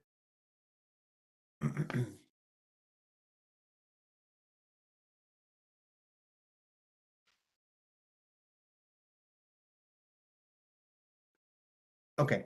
All right. So I've been having a little bit of difficulty with this one, as you can tell, because I went and had a emergency closed meeting. Getting to where I think this is unique, and with the first prong, basically, right? You know, I guess for the confluence of factors that has been put forward in terms of the basement level had units, I'm sorry, the basement level had a laundry system. And then they modernized the building, clearing out that laundry system. And because of that, again, the argument that the applicant is making that there are increased security issues, and those again are what has been put forward. Also, I'm sorry, that there's been security issues that are now in the record. Then again, the uniqueness, it being a corner lot, that's something I guess that is adding to the security issues as they're putting forward. And also, I think that, after looking at the plans and that support wall, it would create a practical difficulty to have to turn that into a larger space for meetings or a workout space. And I think that it would be, again, a practical difficulty for them to be able to do that. So I say this because now there's been more and more discussion about what we've done in the past being put forward. Now, I think this is not the strongest case, but I'm going to vote in favor of it. And for the reasons that I've put forward. Now, that's kind of, I guess, all I have to say, I suppose. And we'll just see how this goes. I mean, the Office of Planning, I know that we're going to have some discussions about what the Office of Planning is moving forward with the 900 square foot rule, but those are the items that I would like to put forward for discussion and deliberation, and I will be voting in favor. I'm sorry, I will be voting in favor of this application. And I also agree. I am going to give great weight, I guess, to the Office of Planning, although I am a little bit confused about their report as well, and also the ANC being in support. Mr. Blake, do you have anything you'd like to add? Yeah, thank you, Mr. Chair. I agree with the comments you made with regard to the extraordinary condition and the practical difficulty and the two elements of the first prong. With regard to the second prong, I would just add that I do not think it will be a substantial detriment to the public good because there's no exterior construction and it'll have minimal impact on the neighborhood, given the modest increase in density overall. With regard to the final prong, the impairment of the zoning integrity, I just don't think it actually is in conflict with the zoning regulations and maps. As the structure, that it's a non-conforming structure, it will remain compatible with the area character. And it has met the test for the first prong. So for that reason, I do believe that the applicant has met the burden of proof. Great weight to the recommendation of the Office of Planning, and also great weight to the report provided by the ANC. I'll be voting in favor of the application as well. Thank you, Mr. Blake. Chairman Hood? Thank you, Mr. Chairman. I would agree with both of my colleagues. I don't think this was the strongest made case, and that gives me pause. But I think, Mr. Chairman, you captured it, which helped me get there. And I don't think that cases previously that were decided upon BZA, for me, carry any weight in this decision making. Actually, I think it did a disjustice when you try to compare something that's not even comparable. What's similar, but it's not comparable because there are different nuances in the case that was being compared to. So I will be voting in favor of it. While I still will say this is not, if you want to come back and use this one for another case, I don't think this case is the strongest case, but I think, Mr. Chairman, you captured it. You and Vice Chair Blake have captured it to the point that I'll be voting in favor. Thank you. Thank you. All right, I'm going to make a motion to approve application number 21303 as captioned read by the secretary and ask for a second, Mr. Blake. Second. Motion made and seconded, Madam Secretary. Take a roll call. Please respond to the chair's motion to approve the application. Chairman Hill, Yes. Vice Chair Blake, Yes. Chairman Hood. Yes. Staff would record the vote as 3-0 to 2 to approve application number 21303 on the motion made by Chairman Hill and seconded by Vice Chair Blake. Okay, great. You guys want to take like a 10-minute break? Okay, take a 10-minute break. We'll see you back.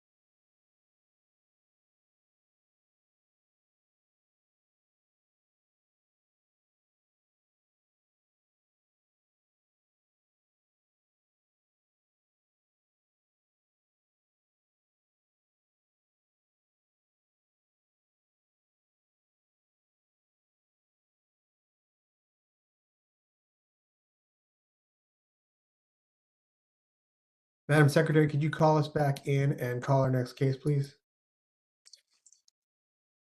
Yes, the board is back from a quick break and returning to its hearing session. The next case is application number 21319 of 1332 Harbor LLC. This is a self-certified application pursuant to Subtitle X, Section 1002 for an area variance from the minimum lot area requirement. Subtitle U, Section 301.5B to allow one additional dwelling unit in an existing 3-unit apartment house. It's located in the RF1 zone at 1332 Harvard Street Northwest, square 2855, lot 66. This hearing began on July 23rd with Chairman Hill, Vice Chair Blake, and Chairman Hood, and was continued to September 24th with Vice Chair Blake, Board Member Smith, and Chairman Hood. The board requested additional submissions and continued the hearing. Also, the applicant submitted a motion to waive the filing deadline for a post-hearing statement, which is in the record in Exhibit 38A. Okay, great. Thank you. Could the applicant please introduce themselves for the record? Hi, Alex Wilson from Sullivan and Barrows on behalf of the applicant in this case. Hi, Ms. Wilson. Let's see.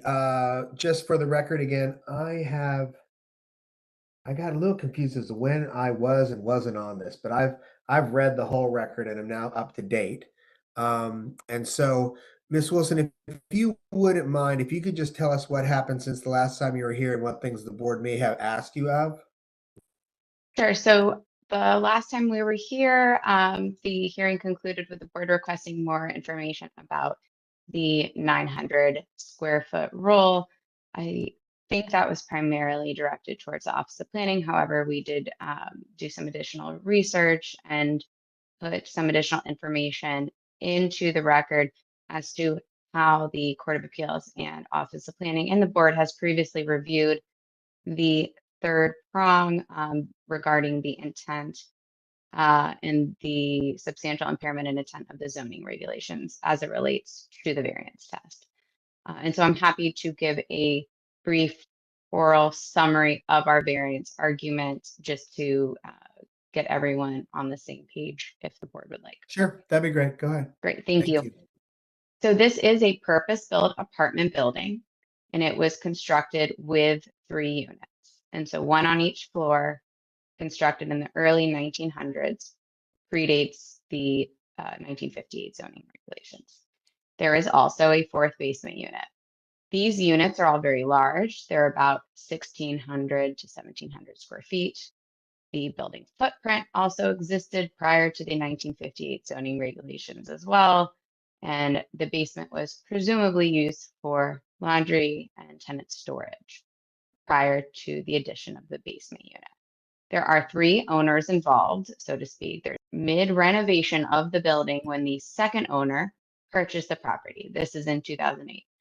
We can now assume that the permit was only for the upper 3 units, not the basement unit that was being newly added. But in 2010, there were inspections, they closed out, and these units were rented for over a decade. Specifically, that 4th basement unit was rented for over a decade.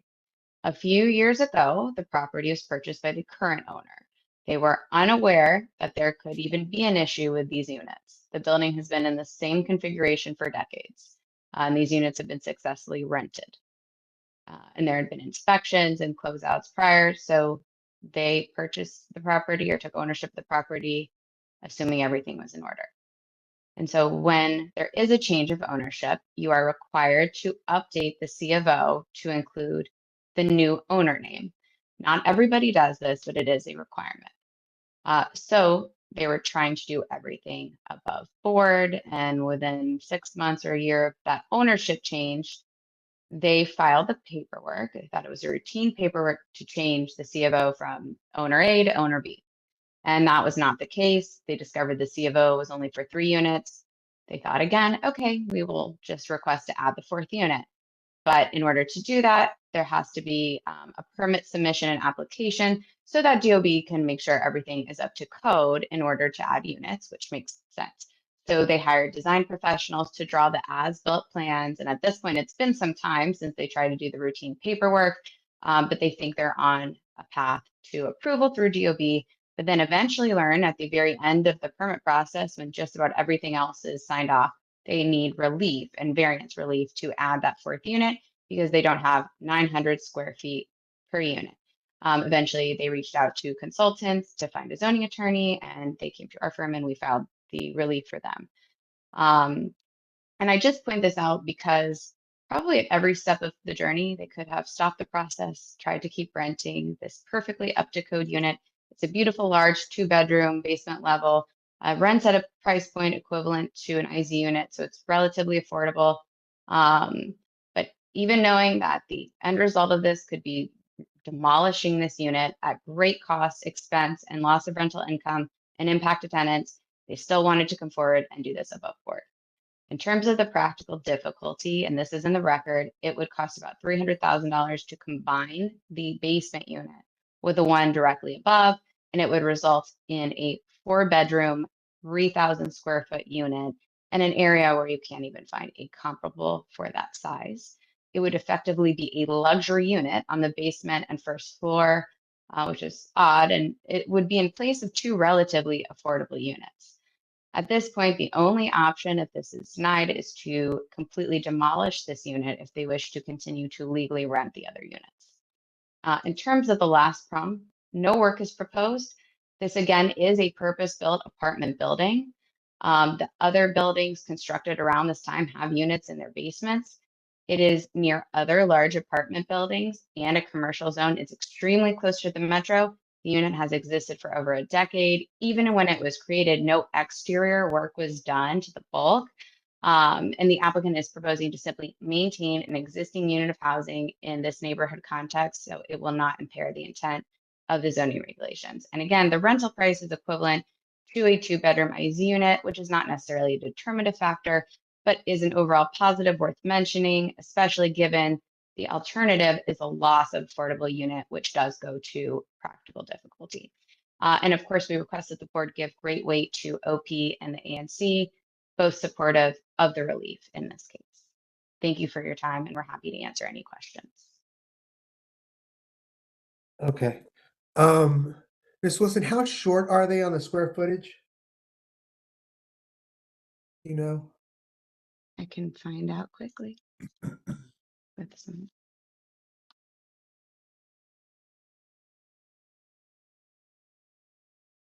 So the property has 2,543 square feet. And so it's 635 square feet per unit.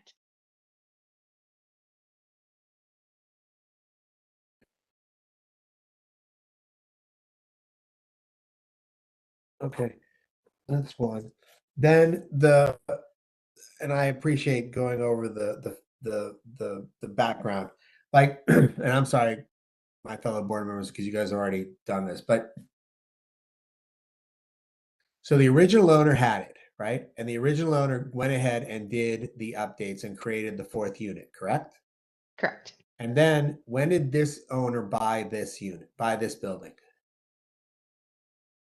Mr.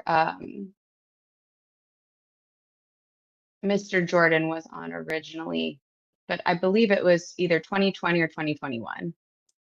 That's okay. I just need a rough around that time frame. Yes. Yeah, that's fine.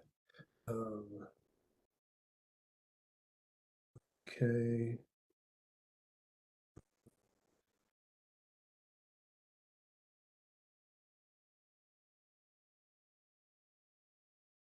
Right. Okay. And then you're saying that the owner might either demolish the unit and have to incorporate it into the unit above, or it just lays dormant. Is that what you're telling me? No, so we would not be allowed to just keep it as is because they still have to change the certificate of occupancy, and now they're in the middle of permitting with DOB. And so DOB won't approve an apartment house that has an existing 4th unit that hasn't been. So we'd have to, we'd have to just demolish the unit. Right. Either demolish it or you would incorporate it into the one above. Correct. At $300,000 cost. Correct.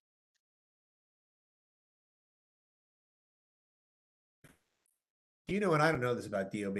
So you're saying it's 300,000 to incorporate it to the one above. Correct. They'd have to, I mean, I think you'd have to effectively gut both units. We Right. put this in the, Or, and I'm sorry to interrupt you, you can tell me where it is in the record, or they have to demolish the unit in order to get the C of L. correct. They just have to tear it out. You just empty it out. It just has to be empty space. Correct. Yes. It would have to be in a state where the whole building could be approved by DOB. And the only way to do that, given that you're not allowed to have a fourth unit, would be to gut the unit. So then you Yeah, and I wouldn't have forget how the unit thing works. Like, if there's no stove in there, they could remove the stove or something, and it turns into something else, or no? I can't remember.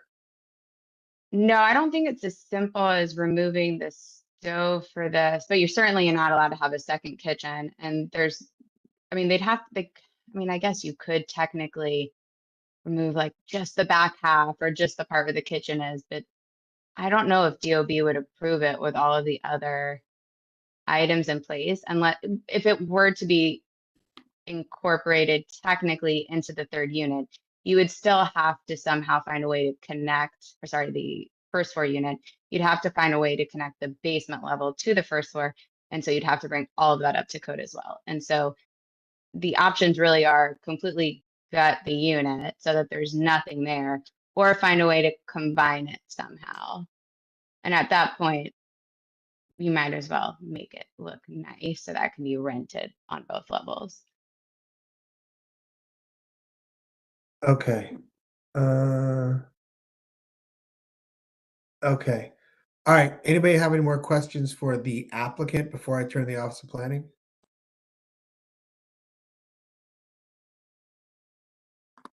Okay. Can I turn to the Office of Planning, please? Oh, Thank you, Mr. Chairman and members of the board. My name is Matt Chesick, presenting OP's testimony in this case. And as we noted at the previous hearings, OP is recommending approval of this application and felt that the application met the three-part variance test. In response to board request, we did submit a supplemental memo getting into some of the history of the 900 square foot rule, as well as the intent of the rule and how that intent is interpreted today. So I think our big takeaway from that report is, yes, while we agree with the board that every case does stand on its own, and we tell that to applicants all the time, we do look to past decisions for guidance. And in this instance, just because an applicant proposes to deviate from the 900 square foot rule, that does not automatically mean that granting the variance would impair the intent of the zoning regs.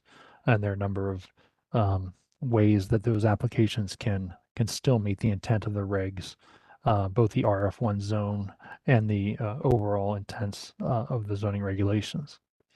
So I'm happy to answer any more questions about that supplemental memo or the overall application. But yeah, happy to take questions. Thank you. okay, thanks. And you guys just bear with me if it's okay, because again, I wasn't here at some point when I remember when you guys went through this. So, Mr. Jessic, I'm glad you're here because I've been here now a long time with you, right? And so, and by the way, every case stands on its own. Now that I remember you saying that, yes, I learned that from OP. That's how I learned that every case stands on its own. Whenever I had to turn to you guys on the dais, I'm like, every case stands on its own. I was like, oh, okay. So that's the answer. Okay, great. So what's extra? I mean, I think this, again, terrible situation. Okay. So is the exceptional situation the fact that they bought it the way it is?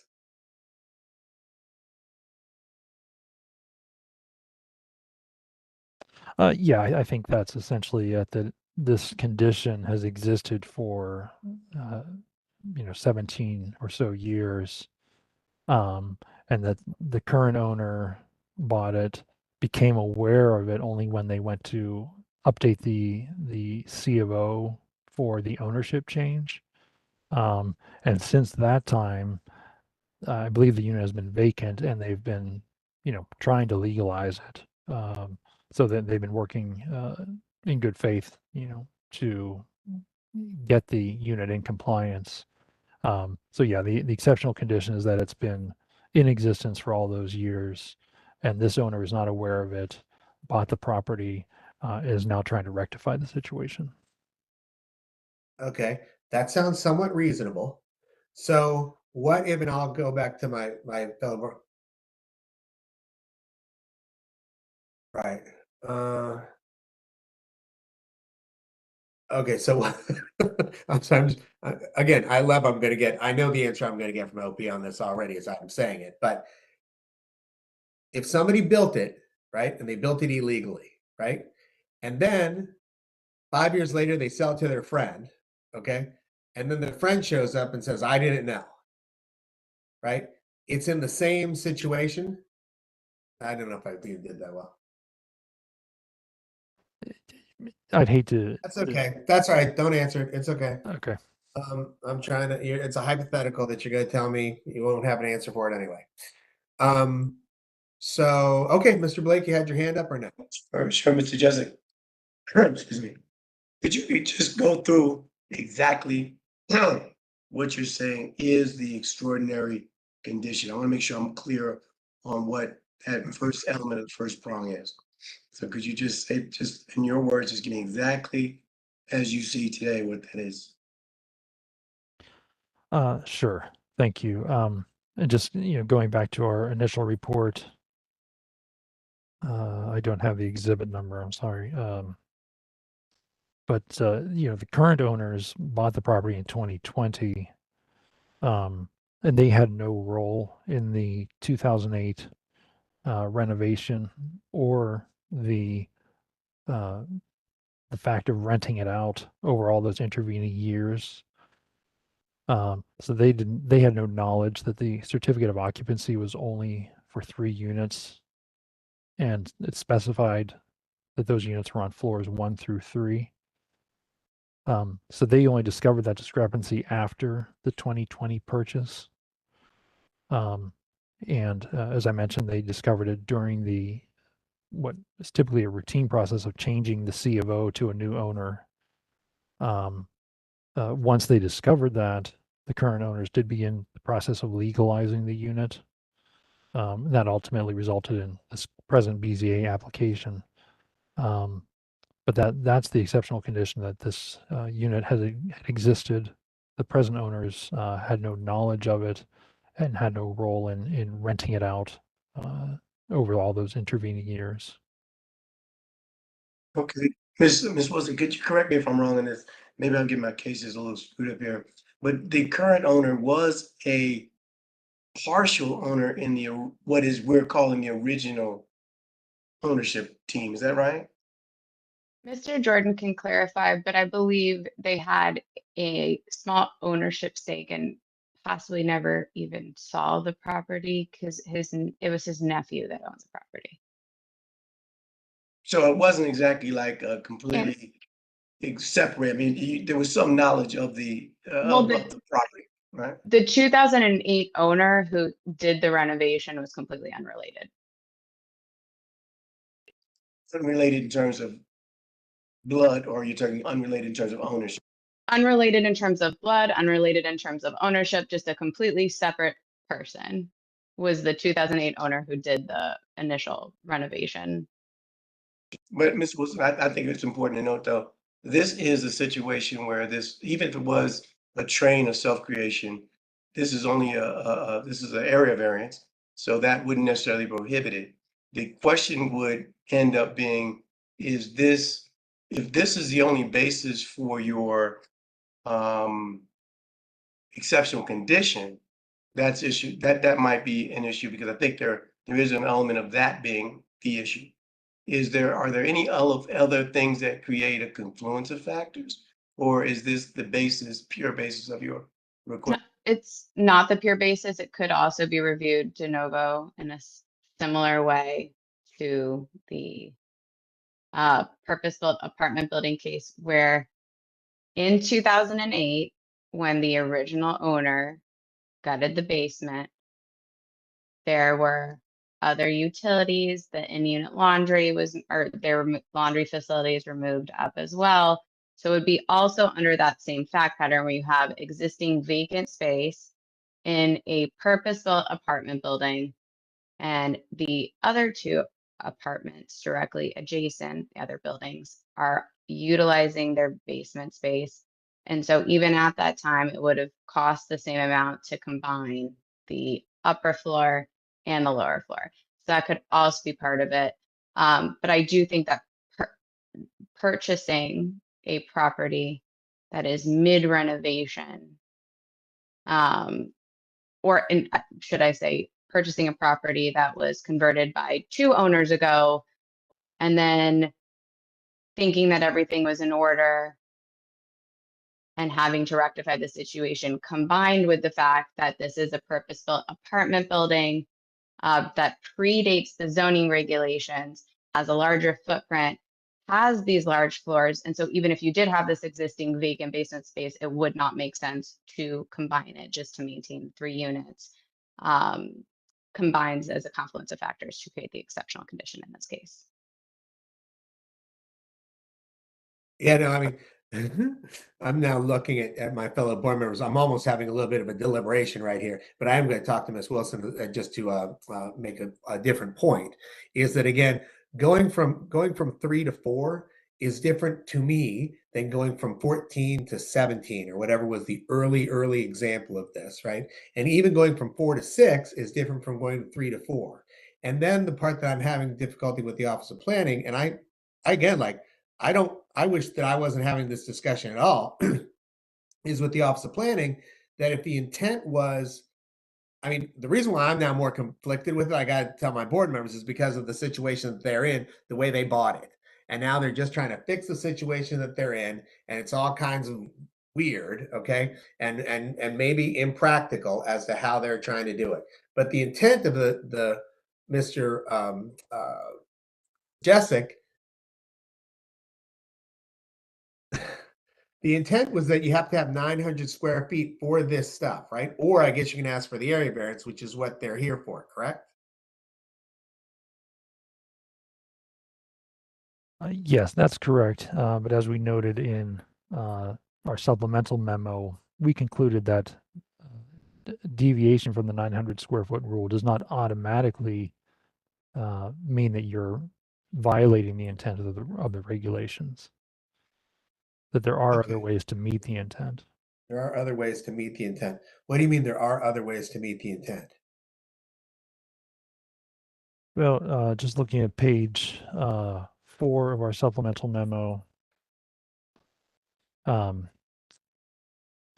again, not saying that the board has to do what was done in past cases, but just drawing guidance from those cases. The board just concluded previously that additional density does not automatically impair the intent of the RF zone.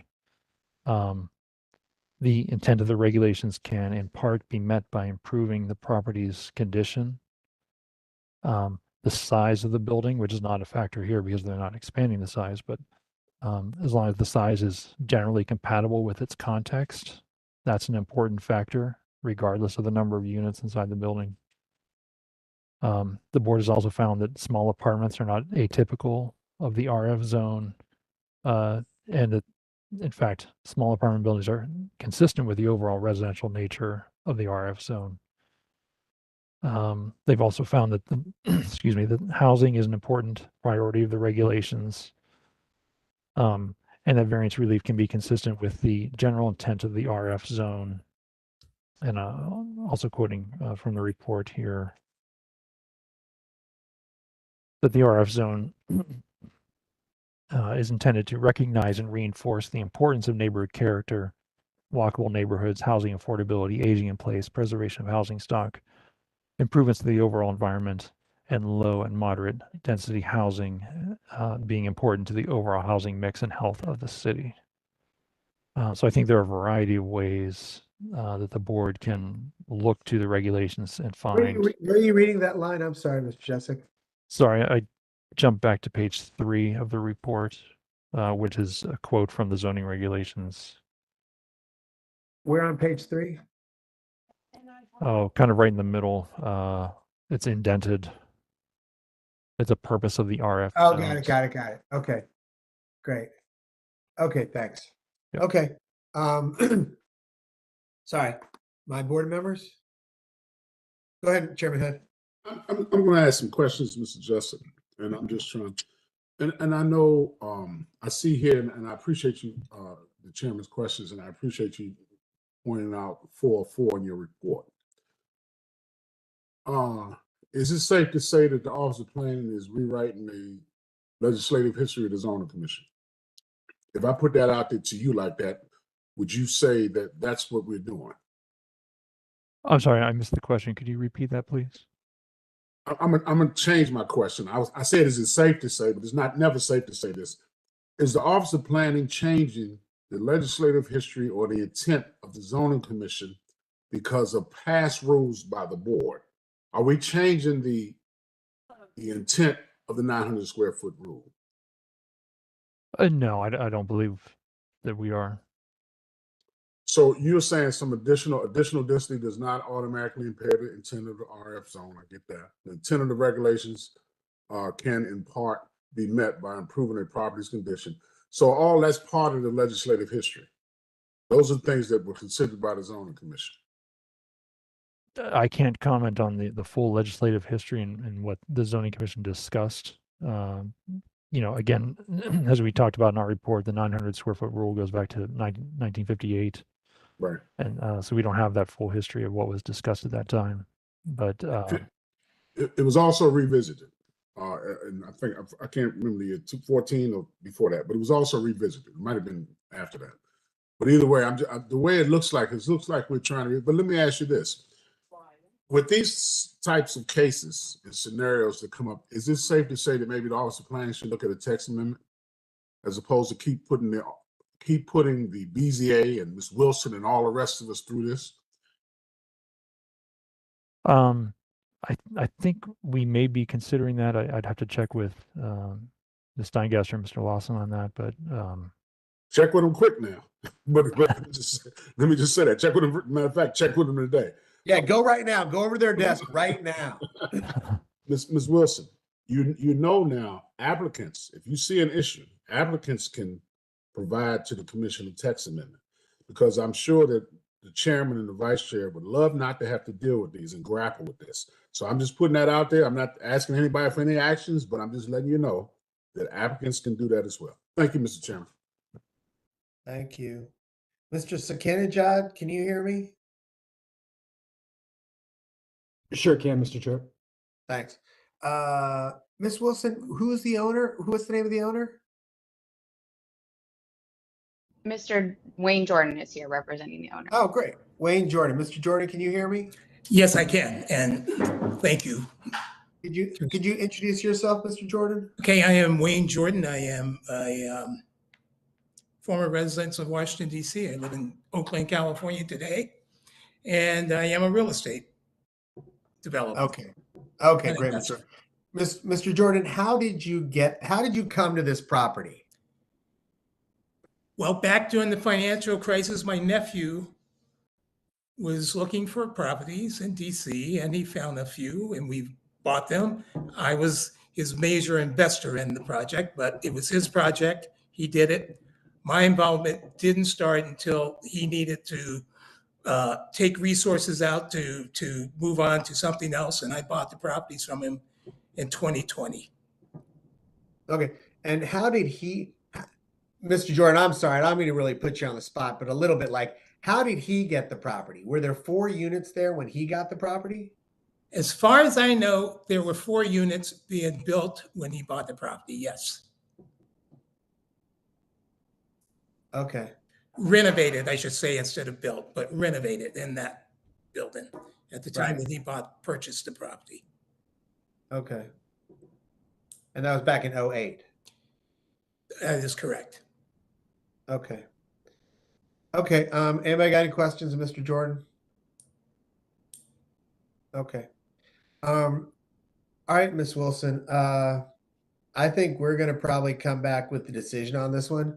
Like, I know I'm going to chew on it a little bit more, because now I'm thinking more about, after your presentation, what I originally had thought coming in.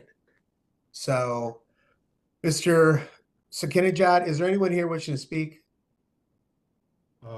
We do not have anyone Okay. All right. Mr. Blake, Chairman Hood, do you have any final questions before I ask Ms. Wilson? Because she looks like she's about to say something. Nope. All right. Ms. Wilson, you had wanted to say something? May I do a closing? Yeah, sure. Go ahead. Great. So I'll just note this current owner had no knowledge of this issue with the units, or else why would he have purchased this property from his nephew and tried to be above board on all of this? I think the record evidences there is no sneakiness in trying to get this done this way. No one would want to go through this just to eventually gut their unit. There's no work currently proposed. No work was originally done to expand the building's footprint in 2008. This was purpose-built in this configuration as an apartment building, and the other buildings constructed around this time have units in their basements. It is a small apartment building consistent with the residential nature of the RF1 zone. It is near other larger apartment buildings too, and a commercial zone extremely close to the metro and has existed for over a decade. The context in terms of proximity to the metro, other apartment buildings in the commercial zone is important in terms of the third prong of substantial impairment to the zoning regulations. Again, there's no additions or changes to the bulk. The applicant is proposing to maintain an existing unit of housing that's existed here for over a decade. It will not substantially impair the intent of the zoning regulations governing the 900 square foot rule to allow this additional unit of housing to be maintained in an area that's transit rich with other apartment uses close to a commercial zone. Again, the proposal does not have to meet the intent of the regulations, just not substantially impair. The rental price is equivalent to a 2-bedroom IZ unit, which is, again, not a determinative factor, but overall positive, given that the alternative is a loss of affordable housing. And of course, we request that the board give great weight to OP and the ANC, both supporting the relief in this case. Thank you again for your time today. What did you say again? Not meet, but substantially what? So the third prong, we don't have to meet the intent of the zoning regulations. The language states that the request must not substantially impair the intent of the zoning regulations and zoning maps, which I think is an important distinction.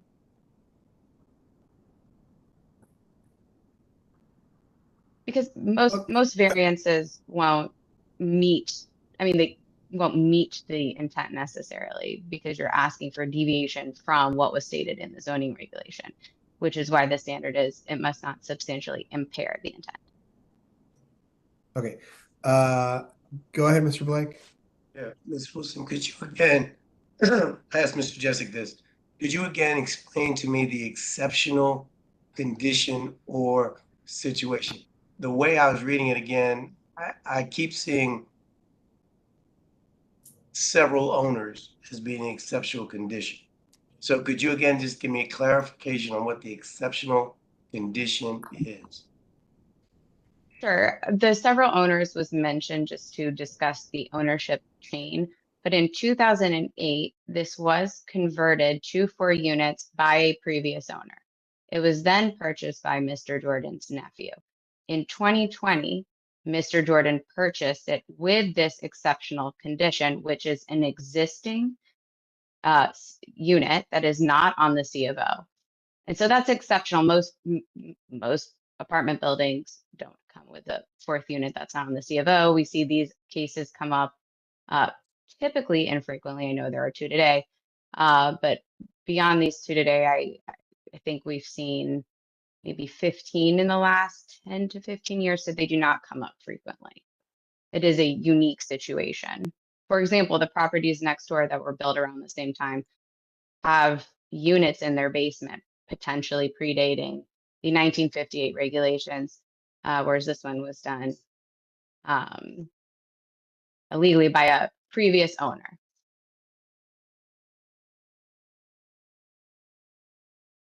Mr. Jessic, can you hear me? Yes, Mr. Chairman. Thanks. I guess what Mr. Blake is also just trying to find some clarification with is, again, it's exceptional condition. So you would agree with what Ms. Wilson just put forward? Yes, we agree with that. Okay. And then, and I'll let Mr. Blake ask a follow. You got a follow up, Mr. Blake? I don't. I would like, no, I really don't. I mean, I think, yeah, I'm still struggling with that exceptional condition only because there should be, I mean, I just don't see it, but I'm gonna try to see if I can see some more, a little bit more meat on this bone of exceptional situation. Okay. So, Mr. Jessic, we're aware of the situation in your office, and I'm very sorry that that is happening, meaning people are leaving. And so, however, if any of those people are going to be around, or if they can, whoever goes next, if they can help figure this out a little bit, because it's like, it all makes sense to me. I wasn't there for when the regulations were put together. I wasn't there for the arguments, with the RF1 zone. And I've now heard a lot of history about it. But it seems as though if the Office of Planning is okay with these things and the ANC is okay with these things, the envelope's not changing. It's not really doing much of anything. It's affordable housing. It all seems in line with what I've understood over the past 10 years that I was here. I'm trying to convey something. I'm not the zoning commission chairman. I'm not the zoning commissioner. And Mr. Jessic, you're pretty good at conveying information. I'm just conveying information that if there could be another way to do this, that would be helpful to me. We certainly understand you, and I think that would be a benefit to everyone involved, and we can definitely pass that message along. Great, because I want to point out, I'll bet there's a lot of other people in this situation. And so if you kind of fix this little thing, you might find some things that you probably know are there and you'll fix them. So anyway, okay. All right. I got to say something. Okay. And that's on the record. So y'all can prop that back to me later. All right. Anything else before we go? Okay. Mr. Jordan, I hope the weather's good out there, and I wish you luck, okay? Thank you. And thank the board for their work that you guys are doing. Greatly appreciate it. Thank you. Thank you. All right. I'm going to close the hearing on the record.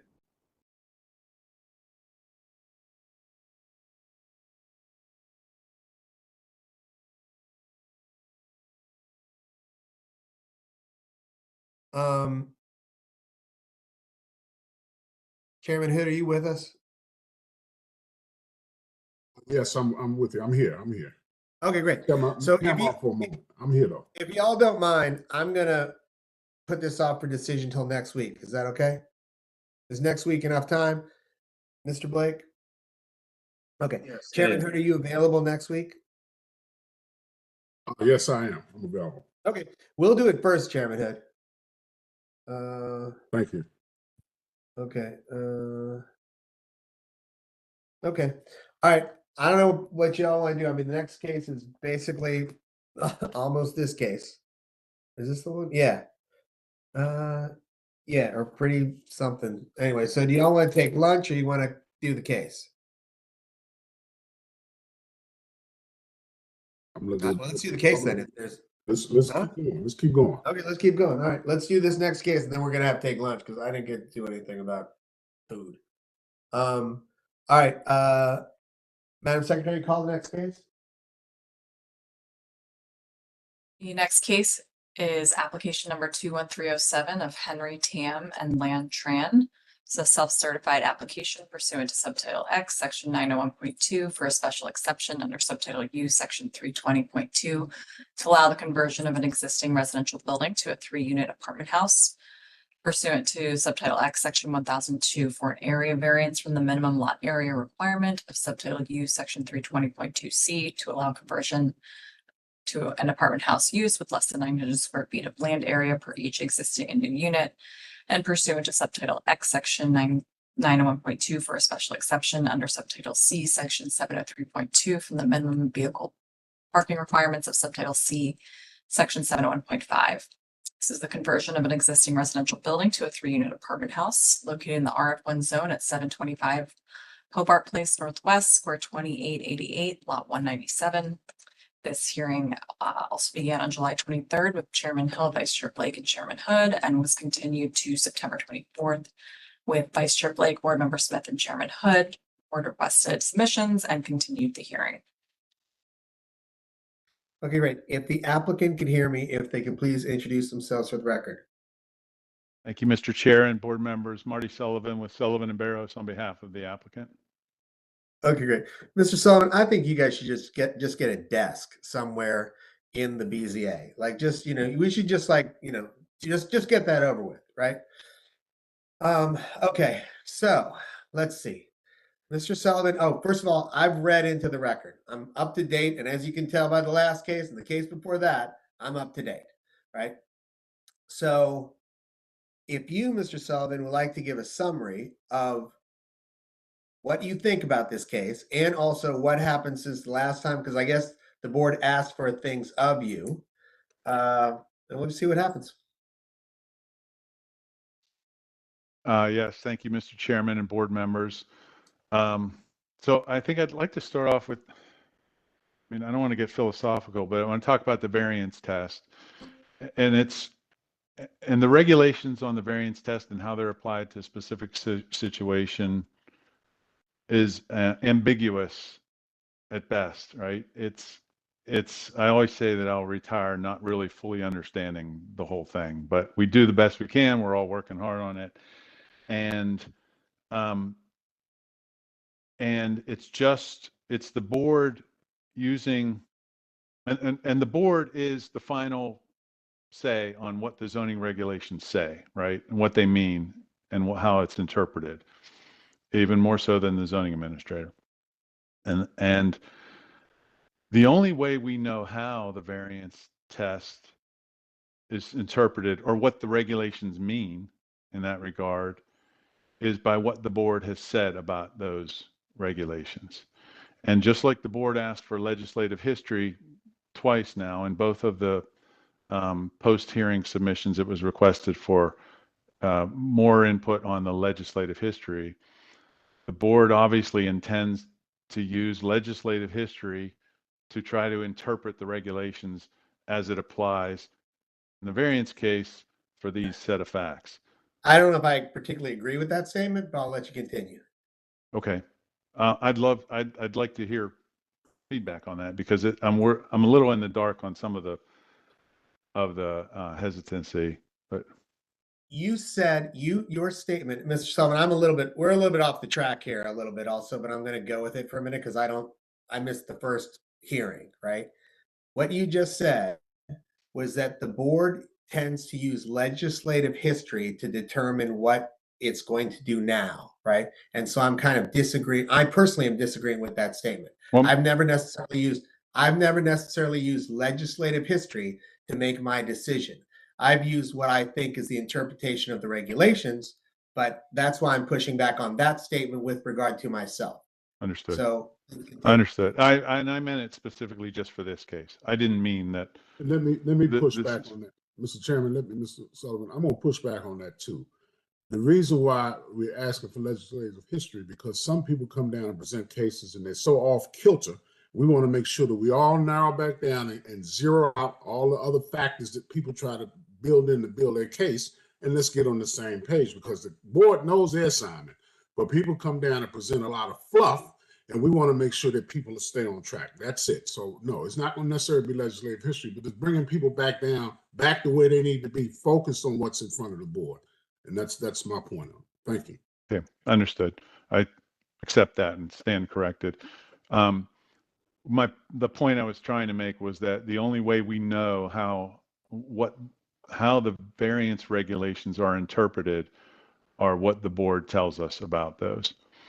And so, and we don't mean to say precedent decides all cases. We mean to say there's been a way that I know certain things are exceptional practical difficulties because of what the board has said in the past about them. And Mr. Sullivan, I don't want to get my fellow board members all terribly excited. I do know fellow board members that if they hadn't had lunch before, it's a bad idea, right? So fortunately, that person is no longer here. But there was a person that if that person had had lunch, you might as well just give it up. Okay. And so, okay. So, And so I just okay. want to, we go back and forth and go back and forth. But I guess what I'm trying to get at, because I wasn't here for the previous thing, and I'm still going to be here, I guess, for a little while longer, right? Is that in order to, I'd like a summary, which is number one, right? Because you want to have a discussion. Like if we were somewhere, I'd be happy to have a discussion with you, right?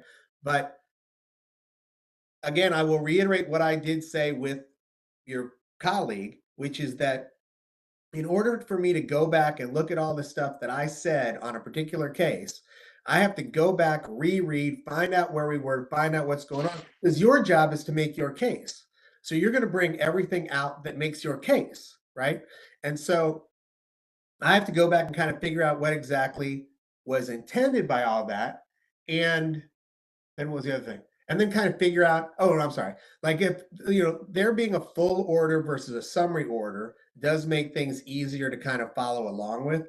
But even then, I still think, as the Office of Planning has always told me, and the board and the zoning adjustment people have always told me, each case is its own case, right? And so I'm not disagreeing with how you all probably do some analysis for your clients. You're like, hey, this is what I think your chances are, right? But at the same time, Mr. Sullivan, as you've said, this is not a perfect system, right? This is a board. And so I know you don't go in your clients and you say, you're going to win, right? You don't say that, right? You say, this is what I think your chances are, okay? And so that's where we are right now. And I appreciate everything you're doing. I appreciate what you're saying. Everything's in the record. I see the transcripts. I see the full orders and the summary orders. And we can go back on those a little later if you want. But if you wouldn't mind just summarizing why you think this should be granted, like what's making it exceptional, how is it meeting the prongs, that would be helpful for me. Yes. And I didn't mean that to be the bulk of my argument. It was just a precursor. I'd like to home in on the special on the area variance test for this case and the facts in this case. I'm sorry, Mr. Blake had his hand up. Yeah, I mean, while you're on that topic, Mr. Chairman, I want to just again stress to Mr. Sullivan some of the points that they made earlier about quoting past history. And the last time we had this case, you presented slide 17, a series of briefs of other cases.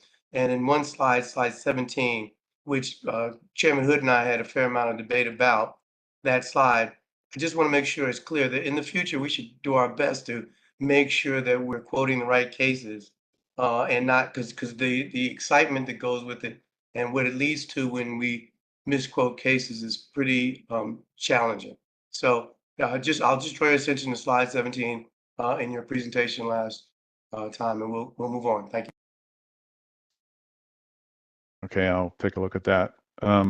So in this case, we have a property that was the exceptional practical difficulty. First of all, the area variance argument requires that we show essentially four things. There's three prongs. One of the prongs has two parts to it: an exceptional practical difficulty, and the exceptional difficulty for this property, the exceptional practical difficulty, or the exceptional condition, first of all, for this property, is that the owner, who's not a developer, by the way, he purchased this investment property not knowing that the number of units, as was advertised when he purchased it, it was not properly approved as 3 units. And I'm a little hamstrung by not being able to talk about how the board has interpreted the regulations in the past, because every case is decided on its own merits, not on its own. Sullivan, I'm on not its own saying, merits. Mr. Sullivan, go ahead and Go make ahead. your argument. And I'm sorry, Yeah. you can go ahead and make your argument, and you can bring up the other things that you want to. I'm just saying you don't have to bring up 10 of them, right? Or whatever it is. Yeah. Go ahead and make your argument. Okay, I'm saying the board has consistently found that an exceptional condition can be considered when a good faith purchaser purchases a building not knowing that it's not compliant, and then comes back and his only recourse is to seek a variance. Or his only recourse to avoid an unnecessarily burdensome activity. So then the practical difficulty, we get to the practical difficulty. Again, Mr. Tim and his wife, or Ms. Tran, are not developers, they're employees. of an unrelated business. They're parents of young children. And after purchasing the property, Mr. Tam, while navigating COVID and the birth of his children, when he came up for mayor for that, after purchasing in 2019, he discovered that his legal compliance for the property was off and that he didn't have the proper documentation to be 3 units. And on his own, without enforcement prompting him, he reached out to us and said, how do I make this legal? And so the impact on him now to obtain strict compliance, meaning the practical difficulty, is that he must evict at least 2, if not all, of his 3 tenants. One of those tenants' residency predates Mr. Tam's ownership of the property. And this is assuming that he can even legally do that if one of these tenants tried to challenge that eviction. He must spend and or forego tens, if not hundreds of thousands of dollars to reconfigure the property into 2 units and to re-rent to new tenants. And he must forego rental revenue for the period of vacancy and for reconstruction, as well as foregoing the rental value of that 3rd unit forever. Those 3 things have been noticed in the line of cases that we submitted in 2 additional briefs that are in the file. I'm not saying just go look at these. We provided all that information in submissions in detail. Those were record. Where is that in the record? Well, we filed a brief in response to after the first hearing and then after the second hearing, and all those cases are in the record along with argument in detail on those. And in those cases, those were all specific things were noted as practical difficulties: loss of rent, cost to reconfigure, I got it. and Okay. eviction of tenants.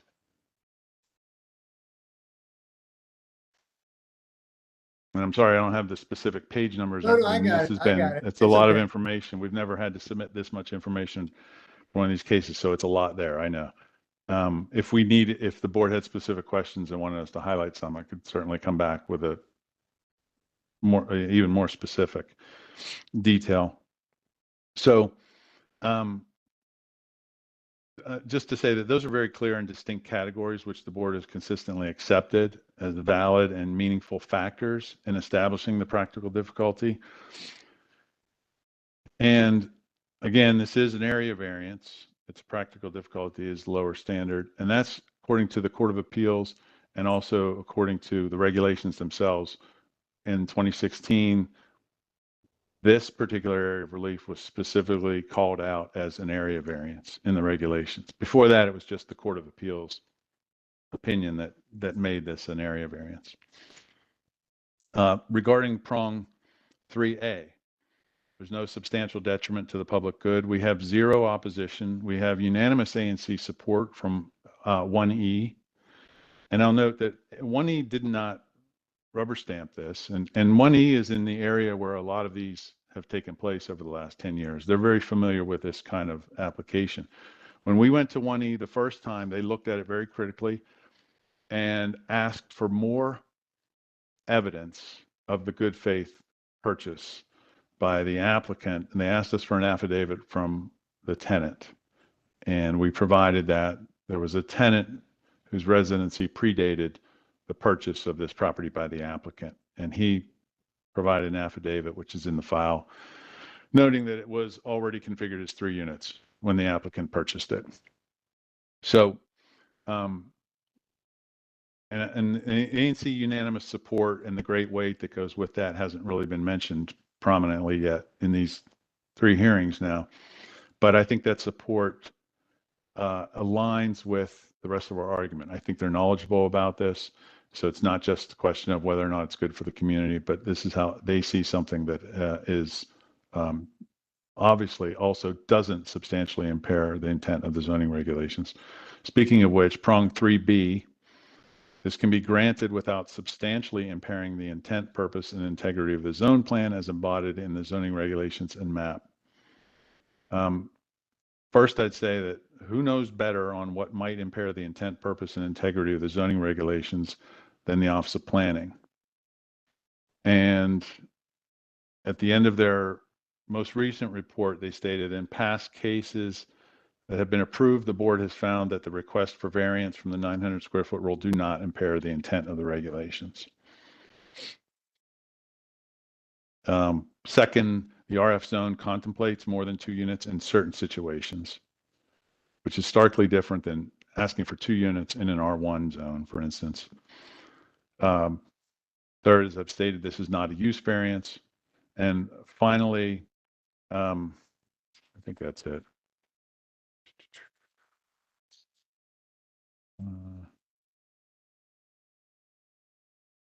I would just like to,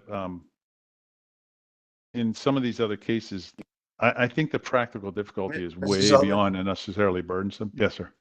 Mr. Sullivan, before you go there, I just want to be clear on the exceptional condition that you discussed in these quote, as you have called it, in going the inherited cases, which is a term you created. I would be curious to know if you felt that the level of buyer sophistication is a factor in interpreting that.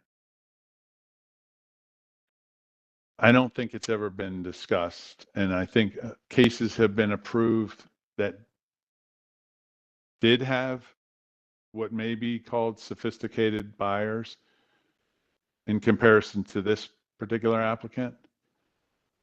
But if that was a factor, I would argue that this buyer is not a sophisticated purchaser. They're not in the real estate business. This was a first-time investment purchase that they made in this regard. When people acquire properties, do you anticipate that they rely on? I mean, it's certainly we've had cases in the past where clearly there's a reliance on something that came from the district, on a district official that confirmed something that led someone to believe that X, Y, or Z. That's absent in this case, but I'm just trying to make sure I can see if there are any other factors that may have contributed to the, because I think you've indicated that the real estate professionals indicated to them that it was a multi-unit property. You could, different things, but, I mean, I just want to make sure I'm clear as to what other factors I might use to support that. Yes, we have submitted information to the case file, including the, I don't know if it's Zillow or whatever, how this was marketed as 3 units prior to purchase. But we wouldn't rely on Zillow for our zoning decisions, though, would we? No, it's all just evidence and testimony. I mean, it's up to the board to determine what the weight is. I would say that an affidavit from the tenant is more than the board has seen in these cases in regards to sufficiency of testimony. I mean, typically the board hears, okay, I didn't know about this and I purchased it while it was already 3 units, and there's information submitted. In this case, there's number of meters, things like that. But in this case, we actually have testimony, signed testimony, notarized from a tenant saying that this was 3 units. And then I had a new landlord. So showing that this was definitely fully 3 units before Mr. Tam purchased the property. Thank you. Okay, Mr. Sullivan. Is that it? Yes, that's it. Do you have any other questions? Okay, thanks. Yeah, we're just working through this. Office of Planning, can you please help us out? Hi, good afternoon, Chairman Hill, members of the board, Philip Bradford with the Office of Planning. OP concurs with the applicant's testimony and analysis of how this case meets the variance test, especially in regard to the exceptional condition. OP submitted additional information regarding the history and intent of the 900 square foot rule, which is in the record at Exhibit 36. OP does not believe the approval of this application would impair the intent of the zoning regulations, and we continue to support the application. Thank you, and I'm available for any questions. Okay, Mr. Bradford, did you hear all the stuff that we talked about with the last one? Yes. Okay, so you all listen? I watched the hearing from start to finish every Wednesday, Okay, great, even if it's great. not That's my great. case. That's great. So everybody's kind of on the same page over there. Right. So Mr. Lawson is somewhere listening, perhaps. I'll go with that. Perhaps. I know That's fine. he's Okay. busy with other things Okay. this week. All right. I just wanted to know if I had to repeat any of the stuff that I said before, and apparently not. Mr. Blake and or Chairman Hood, do you have any questions of the Office of Planning? Go ahead, Mr. Blake. Hey, Mr. Bradford, again, just help me out a little bit, get with the exceptional condition. Is there anything else that you would add? How would you describe the exceptional condition in this case? Just to be, I want to be crystal clear on that. What I think is interesting about this case is that the information in the record kind of does point to the timeline that the applicant's talking about. They got their BZA relief in, when is that? What year? I don't want to misquote. 2014. Assuming like the permitting and construction timeline, the Zillow listing looks like that's what was built after BZA, so they didn't build it to the approvals. I don't get why that wasn't caught during the inspection and C of O, given they have a valid one that was issued after that. So if that was caught at that time in 2015, maybe we wouldn't be here today, and they would have either had to redo it or come to BZA then. I don't want to speculate about like how and why that happened, but given that timeline, it really does kind of confirm like this owner had nothing to do with it. They inherited this situation, and um, if you're not a seasoned buyer, you think you have a C of O for something that's approved, but maybe you wouldn't catch the nuance of the zoning that wouldn't permit the third unit based on a square footage basis. So based on that, I think that that's where I'm at in terms of the exceptional situation here.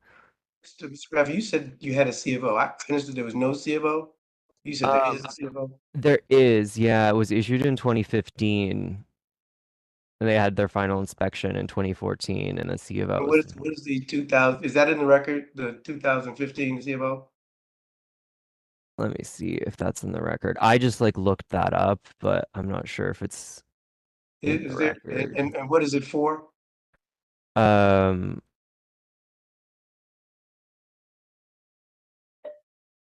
You all keep looking for that. I got to step away for 1 minute. I'll be right back.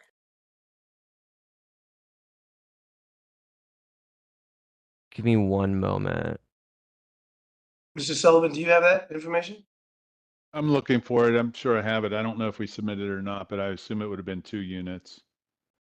It's not in the record, and we'll find the C of O if we don't have it. It would be a pretty critical piece of information, I would think. Well, it would be 2 units. That's why we need. It's definitely not 3 units. We know that. Yeah, it says 2-family flat. Okay. So at the time of purchase, the applicant would have seen that. No, if he had seen that, he wouldn't have purchased it. That's the whole point. I mean, if he knew that that was something he was supposed to look for, he would have done that and avoided this, which is not there's no way that any of this process has been worth it for him to do that. He would have Right. not done it, So or he Mr. would have Bradford, tried to get compliance much right. sooner. Mr. Bradford, why are you saying that the timeline would make it make sense for him not to have caught that?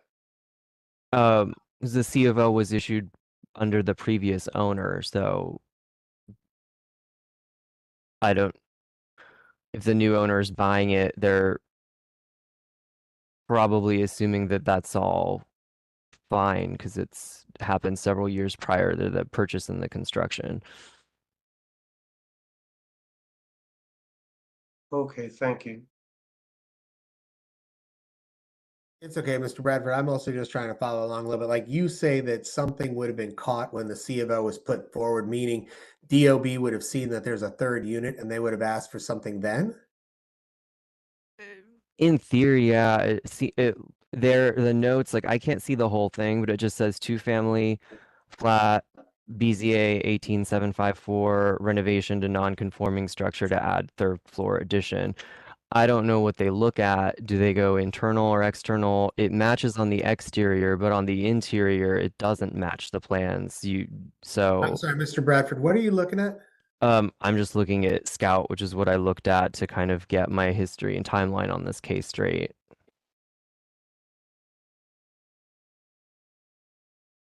Okay. I don't even know if I need it or not, Mr. Sullivan. But Mr. Sullivan, can you show me whatever Mr. Bradford's looking at? Or do you know how to submit that? We could submit it. It's You don't think it's necessary. That's all right. well, is all So, this happened? So in 2014, the previous owner got BZA relief for, I believe it was lot occupancy. Put rear stairs in or something like that. Completely not related to the number of units. And then he did some work, or he would have done some work at that point, and that work should be inspected by DOB. So the assumption or the inference from that we can take is that he probably got it inspected, did the work, and then he went and did some additional work after the inspection and converted it into 3 units, and then represented it as 3 units, sold it as 3 units, leaving my client holding the bag. no, nothing. On that. But I'm just trying, and I appreciate that you went through all this with the ANC. And in the record with the ANC, it says that they went through all this and they were satisfied that your client didn't know that he was getting something that he didn't know he was buying into this problem. And so what I'm just trying to follow along with here is again what Mr. Bradford is saying, and also then adding a layer of this, which is if somehow DOB, if there's somewhere along the way that DOB maybe should have caught this also, is what I'm just trying to understand. And Mr. Bradford, you're saying maybe DOB would have seen something and should have gone, hey, you got 3 units, not 2. You're in the wrong here. Possibly, if it happened at the same time. There's definitely gray area as to whether they built it not according to plan at that time, or a year or two later they altered the stairs and the landing to create that additional third unit and then moved the kitchen and the bathroom. Because I've looked at the floor plan of the past BZA approval, and then what's in the record is the floor plan and the pictures in the Zillow listing. So like things definitely changed. It's within a year of what they're saying that is. So regardless of what happened, it just generally supports the timeline and the fact that this applicant was kind of left with this situation rather than had any part in converting it. So whether it's relevant or not, I just feel like it supports the timeline and the overall exceptional situation for the current owner. No, thanks, Mr. Bradford. And I appreciate, we only see the Office of Planning for a brief minute or two, and then we read the report. It's helpful to know all the research that you've done to get to this point to give us the report. Okay. Who's next? Anybody? Mr. Chair and board, if I might add to, and this might go to the part of the exceptional condition. The location of the property is really close to George Avenue and MU zone. There's an apartment building 1 property away, 2 properties away, and then there's also apartment building in the other direction in the zone, a non-conforming apartment building. So that might also be something that would lead somebody to think, okay, I can do this. And while I would love every person to come to me first before they purchase a property, and we can explain to them everything. That clearly it doesn't happen. I'm sure there's a lot of situations out there too where people are holding on to existing 3 units, because a lot of times when people come to me too, they say, well, this guy did it, this guy did it, and this guy did it, so why can't I? And I say, well, there might be reasons for that, and it might be that they don't have approval for that. And so, but it doesn't come up often that people move forward to correct that. And I think it's important and helpful to note that he would have to go through this. So if this gets approved, then he has to go get a building permit application. Then they're going to review it, make sure everything is done correctly, and then get a C of O to be in full compliance, which he wants to be. And that's what he's trying to get. And there's no way out for him, as in there's no text amendment to be had. There's no alternative. He loses a lot if he can't get out of this. And nobody, in my opinion, is incentivized by an approval in this. There's not a lot of these. There's enough. As we've said, there's a consistent line of interpretation on this in about 7 cases over the last 10 years. People are not knocking down the doors, cheating, and then coming to the board saying, "Oh, give me approval now because I didn't know what I was doing." It's not a strategy to pursue, for sure. It's not in your best interest to do it. It's more, we're here now. How do we get to strict compliance without losing hundreds of thousands of dollars, evicting tenants, and experiencing all the financial, somewhat catastrophic difficulty that comes with that? Okay. Okay. All right. Does anybody have any other? Well, first of all, Mr. Sakinajad, is there anybody here wishing to speak? So there is not. Okay, great, thanks. All right, does the board have any final questions? I don't think I'm gonna be able to decide this now. I think we're gonna do it till next week again, when Chairman Hood's coming back for the other one.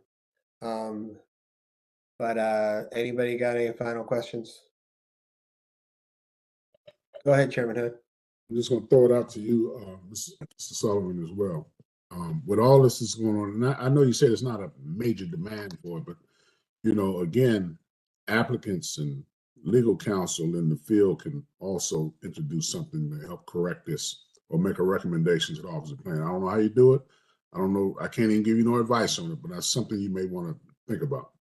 Thank you. I appreciate that. And I think this one's more difficult than the other cases of units in a basement. That one has perhaps a path, but the not, and what I would recommend would probably put me out of business if I was asked to say too much on the zoning regulations too. You know what? When I asked you that just now, I thought about that, and so anyway, I'll just leave it at that. I mean, it's all about it's about the applicant, and this is a DC resident, and he's in a tough situation, and obviously it's not about my workload, but it's hard for me to see a path to how do you fix 900-foot rule unless you have a special exception for relief from the 900-foot rule based on certain criteria. But I'd leave that to the Office of Planning. So in other words, if there's no path, and I'm just saying this out here for the future, so there's no path, this situation, we won't come down and say, look, you did it before, so you're going to go through something similar from here going forward. So that's all I want to say, and I'll leave that alone. Thank you. Okay, I think, well, for the Office of Planning, I think a special exception on how to fix this would be wonderful. Okay, so that's my 2 cents, right? Okay, I'm going to Mr. Sullivan. I mean, I think you've said it all, but do you want to say anything at the end? No, I don't have anything else. Thank you, board members. Appreciate your time and consideration of this. Okay, great. All right, I'm going to just make one comment, which is for the applicant. I'm sure they're listening. This is a big struggle for the board. It's not something that we take lightly, and it takes a lot of time to figure out. So thank you all very much, and I'm going to close the hearing on the record. Okay. Okay, so decision, what the hell? Again, next week, which is 11/29. And that sounds great.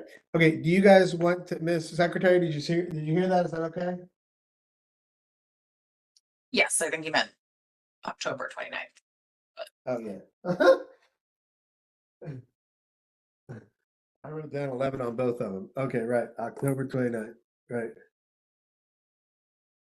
Okay. Yes, October 29th. Okay, y'all want to take lunch? It's 12:50. I don't know. You want to try to do, well, how many we got left? We got 2 left. You want to take a quickish lunch? You want to try 30 minutes? Okay. It's fine. Okay. Okay. Thank you. All right. Bye. Thanks.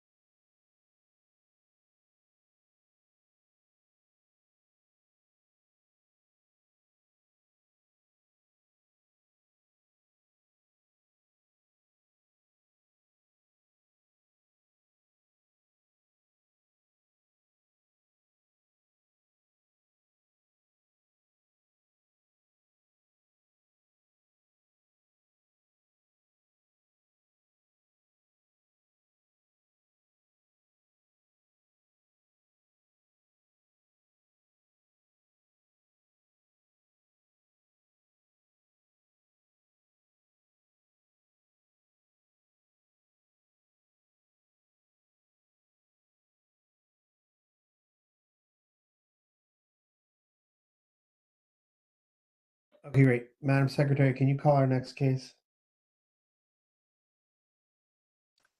Yes, the board is back from its lunch break, returning to the hearing session.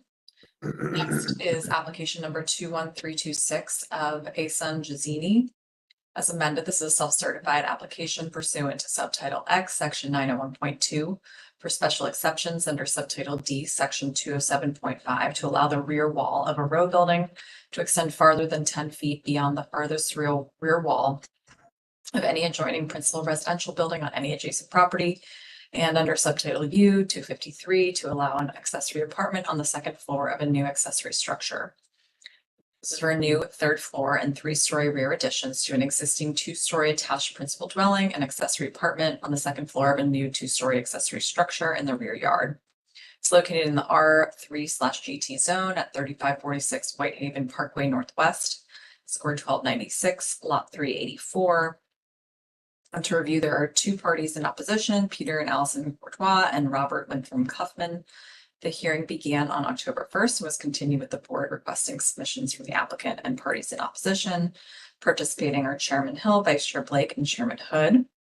And as a preliminary matter, there's a motion from the applicant to waive the filing deadline to submit supplemental information in the record in Exhibit 54A.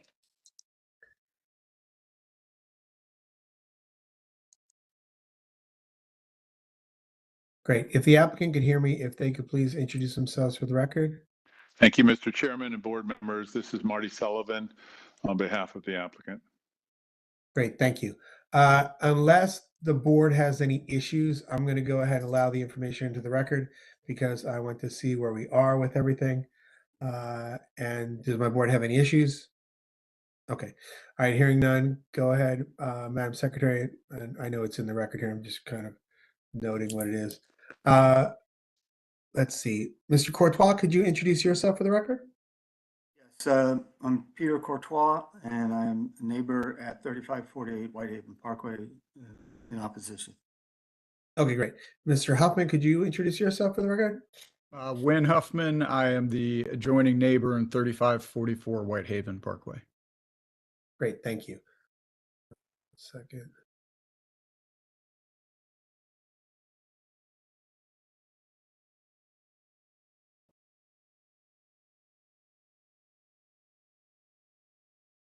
Okay. All right. I know that you all know this is a continued hearing based on some of the discussions and information that the board had at the time. And so I'm going to go around the table and see what has happened or what's new since the last time, what submissions there are. Mr. Sullivan, could you please bring me up to date? Yes, thank you, Mr. Chairman. So the request for the applicant was to file something showing the location of a skylight and a sight line to that skylight. And we have filed that. I believe it was Exhibit 49, 49A, and 49B. Yep. Okay, I remember that request. Before I turn to questions, was that was the only request, wasn't it, Mr. Sullivan? I can't remember. Yes. Okay. Mr. Courtois, were you also asked to submit something, or could you bring me up to date as to what happened on your side since we last met? Yes, we had the same request to provide information about privacy and also any other comments on some of the new plans that were introduced is our understanding of it, of the request. So we submitted information on the 8th, I believe, was the first date of the request for information, and then final responses on the 15th, and we've done that. Okay, great. Mr. Huffman, could you tell me what we asked of you, if anything? It was also to provide photos highlighting the privacy issues, including the skylight, which I submitted on October 8th. The file sizes were too large or not in PDFs, so I converted them, and it is into the record, I think either a day or two after. Okay, great.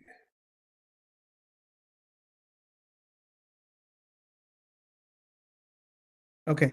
I don't really, Mr. Blake and Chairman Hood, again, what had happened is we had a pretty full hearing on the merits. And then, as I recall, there was some issues and questions concerning the skylight and privacy issues. And then I think, Mr. Huffman, I thought that you weren't sure about some of the plans, I thought, or something. And so we wanted to give you more time to take a look at them. I think that was also uh, what I remember the discussion being about, correct? Correct. The follow-up email I received was specifically for privacy and skylights, so I didn't. I thought we were narrowly focused on that. I'd love to cover some of the inaccuracies in the plans if you guys have time. So, and very prepared to do that. Okay. All right. Mr. Blake, do you have any questions before I get to maybe Mr. Huffman's comments? Sure, I'm going to say, first of all, I thank you very much for the pictures from all the different angles on the skylight issues and on the privacy issues. My first objective was to determine whether the skylights were at risk or not, which was a comment that Mr. Sullivan had made earlier in the hearing. The skylights are not at risk. Therefore, they are not excluded from our evaluation. That said, the other issue that came up for me was privacy. I had had a personal experience that caused me to be relatively sensitive to privacy issues with regard to uh, voyeurs. So to some extent, I think that I appreciate the information that was provided. It helped me get some better insights as to the privacy issues in terms of the skylight, as well as the rear. And if there are any additional comments, it would be helpful. Thank you. Okay, thanks. Chairman Hood, do you have any questions right now? I don't have any questions or comments, but I too want to thank everyone for submitting the additional information that we had asked for in the pictures as well. Thank you. Okay, great. Thank you. Let's see. Mr. Huffman, you said you think there's some discrepancies between the plans? Not between the plans, it's the plans and mainly where the balcony is shown on the chart. It's actually much farther down. It shows the balcony stopping before the grade goes down. The grade shown on the plan is inaccurate. It kind of has a sloping downgrade, and the balcony is back before the grade slopes. The reality of that, when it's 23 feet out, it's much farther, and it's almost, I mean, I'm looking at it right now. It's down after the grade has already completed, finished. So the idea that there will be no infill or retaining wall now just doesn't make any sense. Even the farthest out first floor balcony will have by design will have to be at least towering over us by 20 feet. Okay. And Mr. Huffman, I appreciate that you're looking at the plans. I mean, you're not an architect, correct? Correct. Okay. So, and neither are you, Mr. Sullivan. However, I don't know if I need your architect to try to explain, or if you guys have kind of talked, like, I just want to make sure there's no discrepancy. And so first, maybe I'll see, Mr. Huffman, do you know which exhibit you were looking at to try to make your claim? Yes, I apologize. Give me one second. It's exhibit 66, slide 3. Excuse me, slide 4. Give me a second. 66? Sure. It is, oh, excuse me, I apologize. It is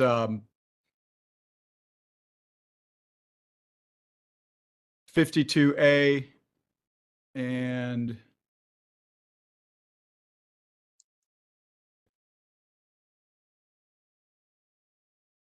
$52A. Yep. Okay, so I'm sorry. I see a picture in exhibit 52A. Is that the one?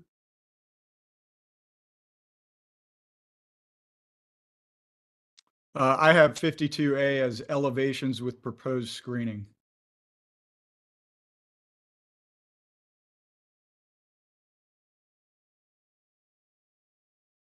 Oh, okay. I'm sorry. I clicked the wrong one. Sure. Okay, elevations with proposed grading. Okay, so Mr. Sullivan, your architect's not with you, are they? Yes, he is here. Oh, Mr. Gordon. great. Mr. Gordon, could you introduce yourself for the record, please? Or Mr. Sakinjad, could you bring up what's Mr. Gordon's first name, Mr. Sullivan? George. Okay, great. Mr. Gordon, can you hear me? I'm here. Great. Could you introduce yourself for the record, please? Yes, I'm George Gordon, architect for the project. Okay, great. Mr. Sakinajad, could you please pull up Exhibit 52A? You think it is coming up in just a second. Yep.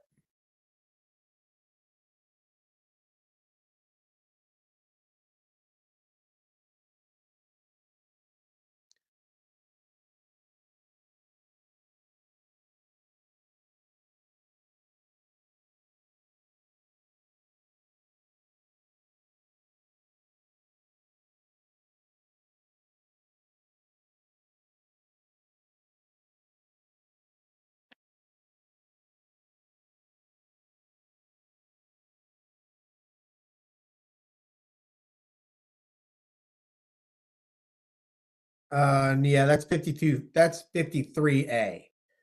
That's the one that I clicked on, I think. You're one up, Mr. Sakinajad. Chairman, while we actually have that slide up, do you mind, that actually might also highlight in a concise manner what I'm talking about? Okay, you want to pull that up real quick again? Okay, great. So Now, this what's your is a, comment? sorry, go ahead. No, go ahead. Just explain your comment. This is just a rendering. Obviously, we took the house that was grandfathered in with and just, you know, put it overlapped next to mine and moved it out, which is around where the balconies will be extending. It'll actually be a little worse. So if you see the top of those stairs, the first flight of stairs, or excuse me, the second, that's where the grade actually begins. And on the applicant's property, it's just a steep slope. So they're proposing no retaining walls and just a wood fence, but by design, it's just not making sense. And on their actual plans, if we switch back to the designs, if you notice that the first patio will in reality be much farther out than that. If you do the distance, it does not start where the grade begins. It starts, or excuse me, it ends after the grade is finished. Okay. Which in summation is another explanation of it's so far out that the applicant merely has to turn his head and he sees directly into almost every aspect of my home, and especially Mr. Cortaz directly into his bedroom. Right. So, Mr. Gordon, can you hear me? Yes. I'm just I just want to be able to visualize what Mr. Huffman thinks he's seeing. Do you understand what he thinks he's seeing? Not exactly. I mean, I don't know. Honestly, I don't know. The relationships to grade, certainly at the front of the house, are accurate. I mean, I'm wondering if it's just a question on where the site section is cut, whether we're talking about the relationship of the first floor level to the rear yard. The slope of the site is inconsistent, and from just a graphic point of view, it depends on where you're going to cut that section. Mr. Gordon, so for instance, the first floor level, that's flat, and it's shown as just kind of a meandering slope. Right as on your diagram, when you get to the last post of the first floor deck, that's actually where the grade begins, and then there's a steep drop off. And as you could see in the pictures I submitted, we have a kind of two-tiered with a retaining wall. So it's kind of almost two plots. The applicant's property, it's just, it's lawn right now with that grade going all the way down. And the plan design has it stopping before the grade does that steep drop, But the reality is it's substantially farther than that. Mr. Hill, this is Pete Courtois. If you go on that exhibit that's up now and show the other view that shows my property, I think I can help add to the next one discussion. down. Okay. So that one right there. If you look at the grade from my side of the property, what's not accurate is the retaining wall on my property is 4.5 feet high from the grade. So if you take the space that's between the home itself and the retaining wall to the right, it is completely level. And it's only 4 feet down from the top of that, 4.5 feet down from the top of that retaining wall, rather than, I can't see the scale exactly on this image. It doesn't have any slope there. It is completely straight. And that flat level area goes all the way across into the applicant's area at that same point. And then from there slopes down considerably as Wynn is discussing. And so it's just not accurate. And I don't know where these grade lines come from, or there's, elevations of the ground, because obviously these at the building, they touch each other. So there's no grade there underneath, by the building, except below the basement. So it would be level. And then, like I said, in that space where the porches are shown, it is absolutely level on my property and on the applicant's property, and it slopes down significantly from there. And I do again want to just highlight, the crux of what I'm saying is that it's actually much farther out. And I think the photos that I submitted make it relatively clear that the farther out the decks go, the just deeper they can see inside into our houses. Absolutely. Okay. All right. Let me see. Mr. Gordon? Yes. I don't know what I'm going to do with this just yet, but do you understand where they may be having a discrepancy in thought? I'm just trying to understand. I'm not having an argument. Do you think you know what they're talking about? As I understand it, I think they're talking about the way that the slope of the property is shown in these drawing sections. I mean, I can tell you that the dimension from the face of the building or the property lines to where those decks are, those dimensions are accurate. The comparison with how far the deck extends toward the rear yard is really based on where the property lines are located, not on how the slope of the land is represented. Okay. Okay, I understand that statement. All right. Mr. Gordon, sorry, if I could ask Mr. Gordon a question. Yeah, sure, go ahead. Based on the measurements in the diagram, the front porch will be much farther out on Pete's, where you can see Pete's retaining wall. And if you're looking at my diagram, it's much farther down the fence, almost halfway down the slope line. So, you could adjust the plans and fix them. I understand that. I'm just trying to point out that, this doesn't particularly show the scale and depth accurately of those deck projects, and then also just the actual impact that it will have on our privacy, which I tried to do with the photos. That's where it actually will end by measurement, versus this is a different. That's not accurate.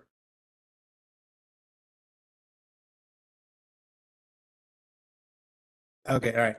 So well, that's right. I'm just trying to think this through, Mr. Sullivan.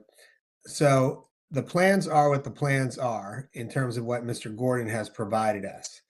And so that has where the end of their property line is and where they say the deck is going to go out to. And that is what the architect has said. And what you're saying, Mr. Huffman, is you think it goes out further than that? If you take a tape measure and you measure out those exact dimensions, it is, especially on, I'll speak to my property. it is not where the grade begins to lower. It is almost half. It's about halfway between that fence on the Okay. on the Okay. slope. Okay. All right. Showing it kind of it's just not shown to scale. It's it's actually much farther out. I'm not saying the measurement, the dimensions are wrong, but the way that it's displayed on this diagram is not accurate. Yeah, Mr. Huffman, I mean, I can't believe your statement, meaning that this is what an architect has put together for us to look at and review. So I can see how maybe it looks different to you as opposed to what you think is where the grade is. And I don't know, I'm thinking this through for the first time in this way, right? I mean, an architect has provided me with some drawings, and that's what their job is, to know where the property line is and what's going to happen. And this is what they're going to have to build if this were approved. So I just need a minute to kind of like think through this a little bit and also let my board think through this. I apologize to interrupt. Ms. Eupenlatz did address this on our October 1st. She was a witness, and she provided some slides that did show this. So. Okay. All right. Mr. I'm sorry, Mike, can you just drop the slide deck? Thanks. Okay, go ahead, Mr. Blake. Mr. Huffman, what would you think the implications are of your concern with the slope? The fact, if it is slightly greater than you thought, what exactly would that do to hurt you, and how could that be addressed? There are a few points with that, mainly that, that those will be 20-foot high wood planks, that are extending pretty far out, with they've stated no ground leveling and no retaining wall. And, based on the measurements in that diagram, that's not going to make sense. And that's a different structure than they're showing here.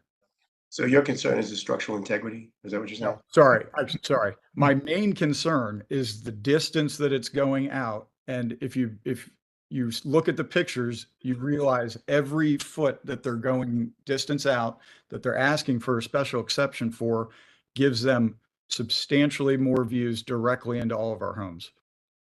So if this was accurate and that, patio stopped, say, at the end of my patio, that's different.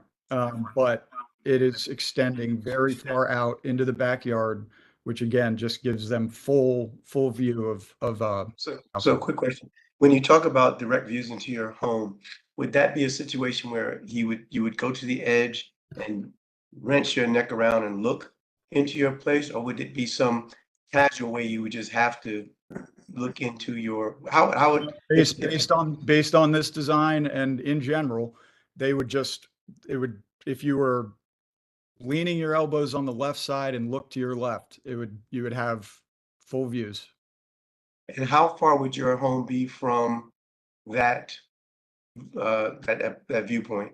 It's 39 feet. It would be 39 feet from that viewpoint? Yes. That's the furthest out. That's the furthest out. Right. 816. No, I'm sorry. Pete, is that It's in the range of. Actually, no. Yeah, I'm sorry. It is. Well, at the very end of the deck, you're 39 feet out. When you are at these decks are, what, I think they're 16 feet wide. And so, depending on what level you're on and where you look, you're 12 feet away from, looking into into my bedroom, for example. Okay, so the gap would be about 12 feet at minimum and 40 feet otherwise. Okay.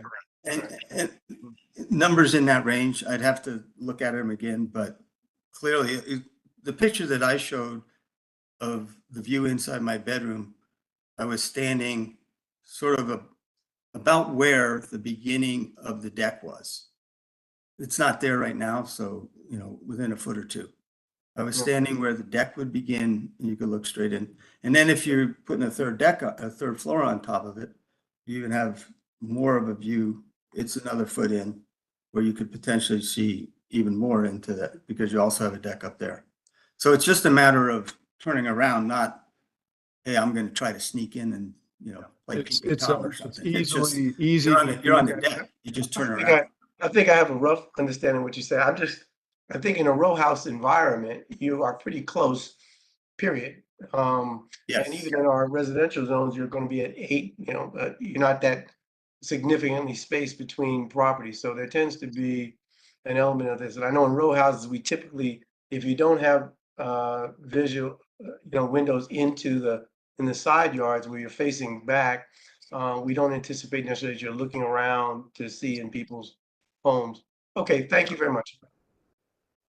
Okay, thank you. All right. Let me see. Oh, Mr. Sullivan, or actually the architects here, Gordon. So you guys that deck, the roof deck, right? That is a matter of right, meaning you're here for the extension, right? And so does that roof deck go all the way out to the end, right? And if I'm just asking a hypothetical, I'm asking a question, right?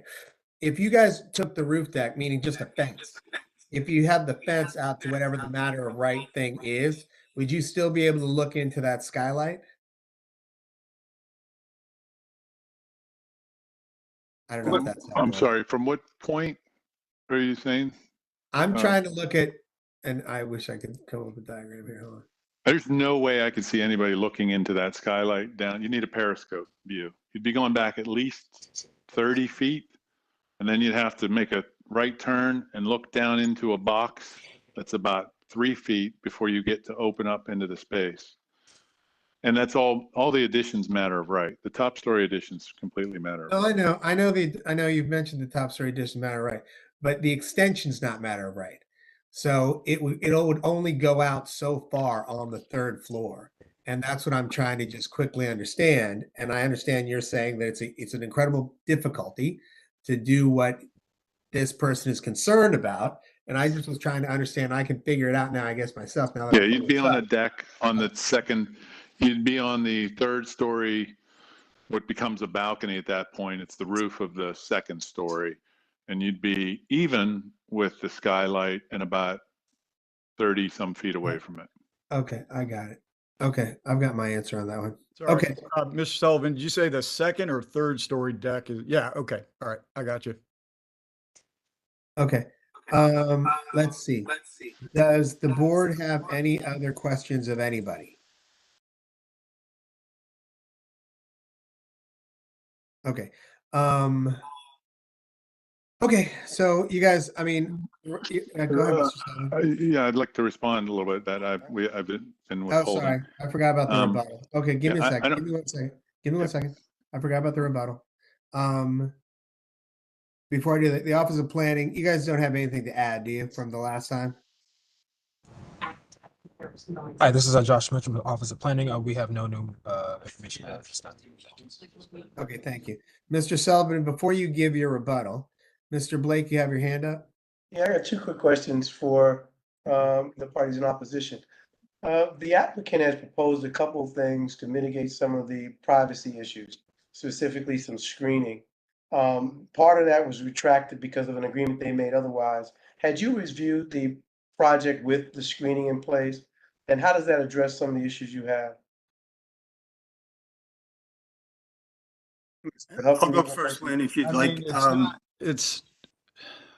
There's a lot of ways to skin a cat, and this is just, another way to still have a expansive deck that's intruding on privacy. And, lattice, you can put lattice up, that's then going to have an effect on the light and air.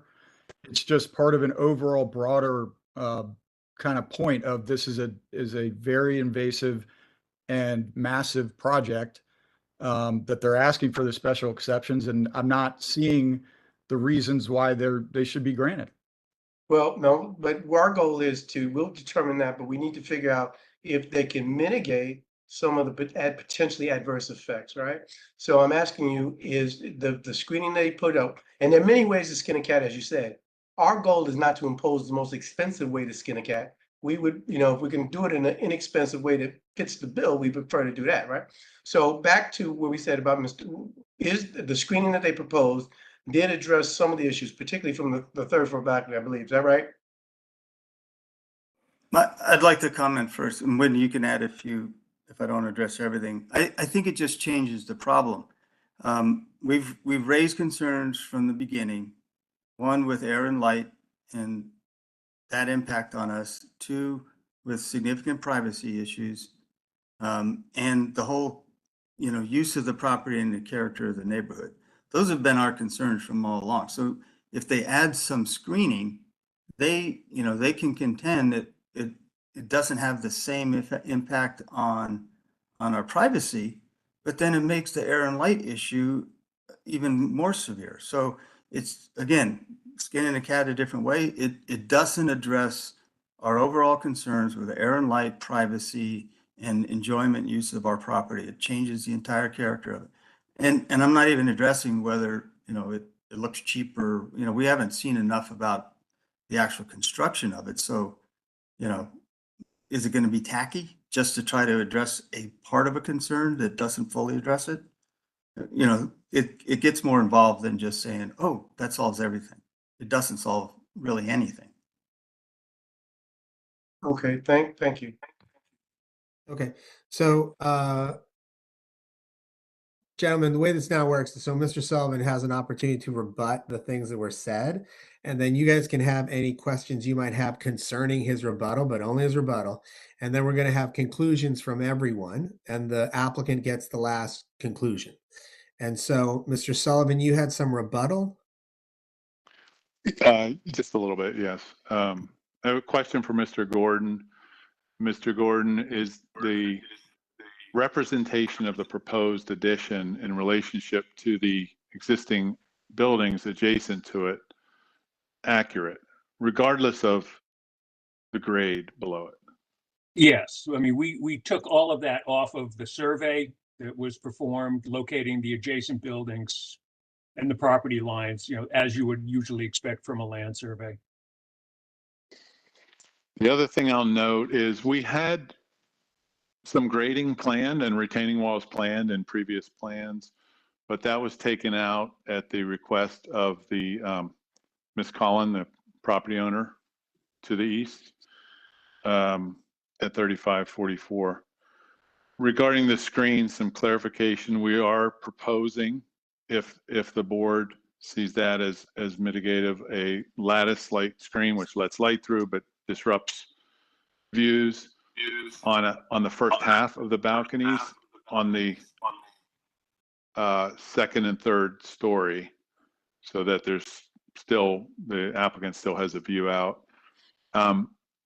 When we asked Ms. Collin, the property owner at 3544, Mr. Huffman's landlord, they said they don't want that screen. So that was the reason for the late submission. We originally proposed screens on both sides, and then we pulled back the east side. So we're proposing a screen only on the west elevation and not on the east. I know there was a rendering put up by Mr. Huffman, which I think was not representative of the proposal. It has us much higher than the large addition 2 doors down, and it has our accessory building larger than that accessory building, which is huge. So I don't think that that was accurate. And I think that's all I have. But regarding privacy is, it's relative in an urban setting, and it's not possible to have 100% privacy between properties that are so close together. We have pointed out previously that the current situation with privacy is we have Mr. Courtois looking back at us from his addition that goes well past the current rear wall of the applicant's house.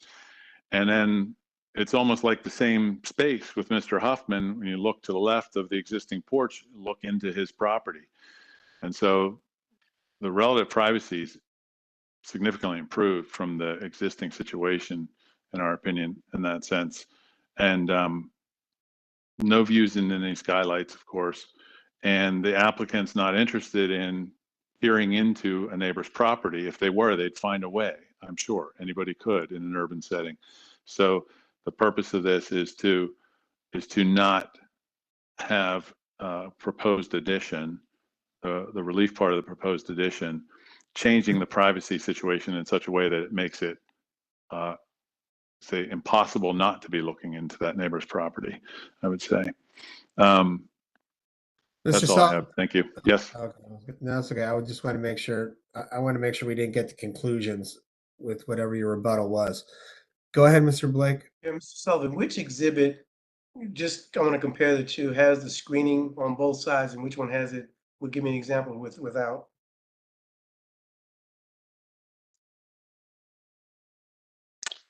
So one exhibit has, we submitted a screen, one elevation at, I think it was 42, 52A has both sides, has the screening on both elevations. Okay. And then the elevation that doesn't show the screening would be, well, I guess it was the most recent elevation before the hearing, 39C. So you're saying 52A has both elevations with screening, Yes, but 39C does not have the screening? doesn't have either. Because you removed it? No, I'm sorry. So there's nothing in the file, and we would update it, or could update it. I don't think we have an elevation.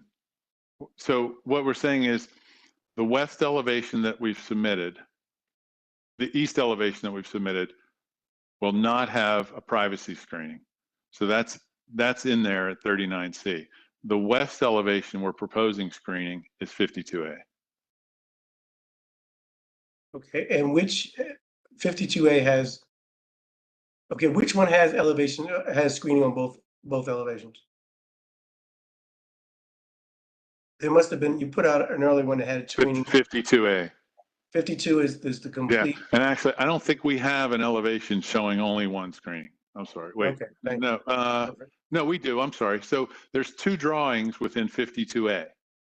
Can you pull them up? I mean, is that possible? Sure, go I just ahead. wanna show right there. Mr. Sakenijad, could you just pull up 52A, please?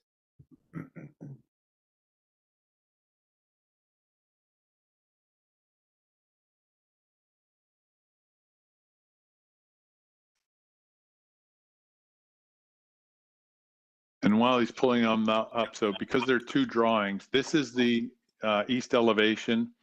So what we're saying is you can disregard this elevation and use the Exhibit 39 elevation that was already in the file.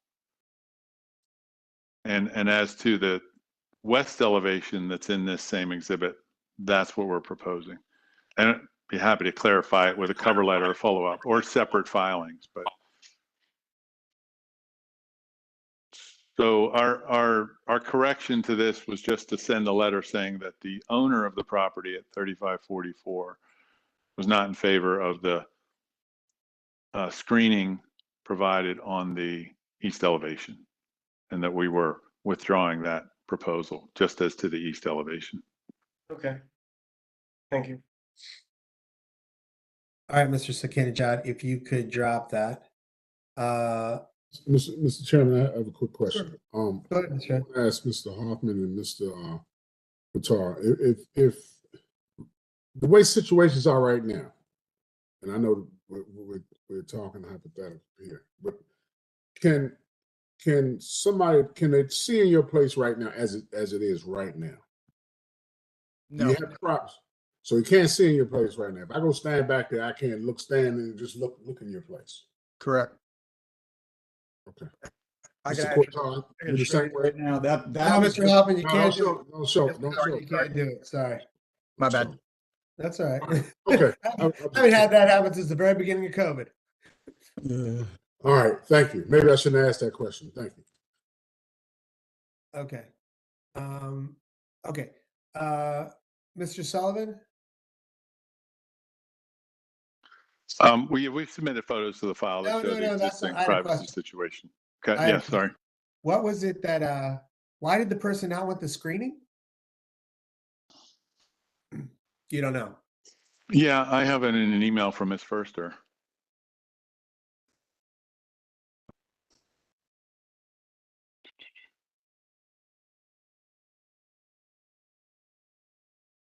and I can find it in a second. I'll That's find it in 1 second. Why- It was why just try- it was just a visual. They didn't want to look Okay, at the that's screen. right. She didn't want it. Okay.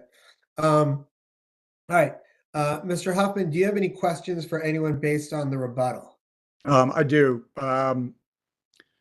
Sullivan stated that the granting of the special exceptions will enhance our privacy, as from what we have now. And that is, I submitted photos specifically for you guys to be able to see that is demonstrably false. The view Mr. that Huffman, I'm I'm looking sorry. at- I'm trying to understand your question. What's your question? You'll get an opportunity to do a conclusion.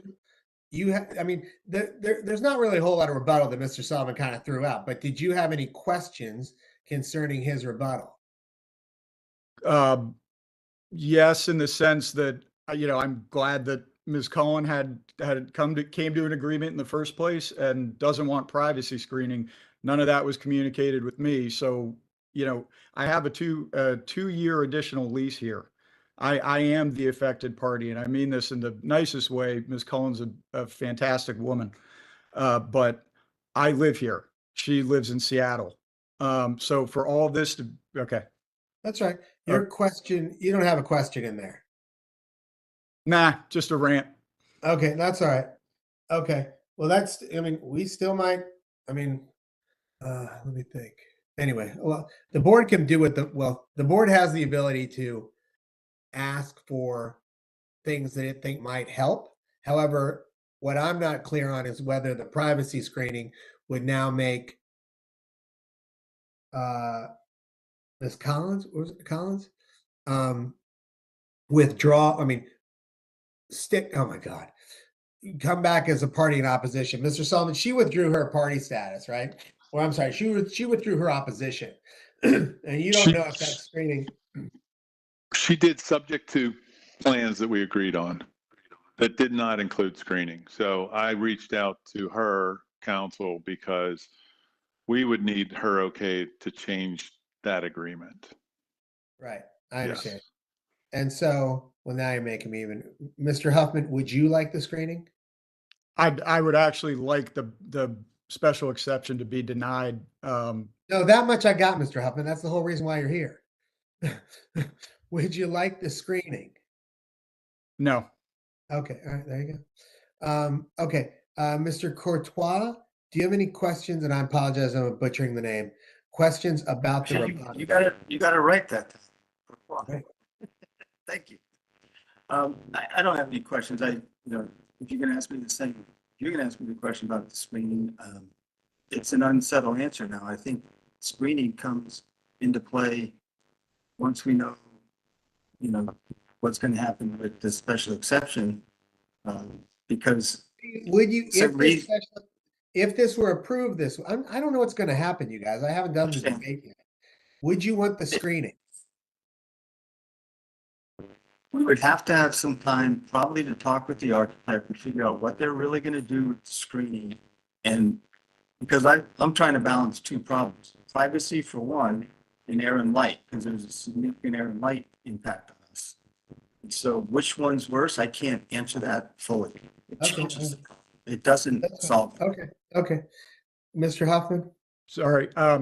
Quick question for Mr. Gordon or Mr. Sullivan. Did I hear you say that there will be no screening on the first floor uncovered balcony porch? You guys, they didn't want. The plans are as submitted. Yes. No, I'm just saying she didn't want any screening, so there's no screening on the front She floor. said any screening But on, I right. believe Mr. Sullivan said that regardless of the screening would only be on the second and third floor porches. Is that second and third stories?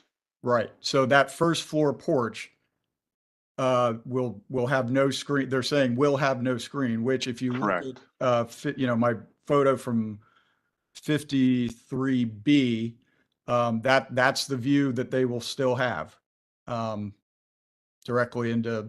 Yes, if they turned around and craned their necks and stared into your house with all the lights on, like you showed in the photos, we would have a view of that. Yes. Okay, look, I hate when this happens this way. So So yes, Mr. Sullivan, Mr. Huffman thinks there's gonna stand at the end of the basement and whatever, turn around and look into the house. And so that's what he's claiming, right? And so Yes. go ahead and Mr. Huffman, yeah, so anyway, so basically, yeah, so there is no screening on that first floor patio. That's the correct answer. Correct. Okay, thank you.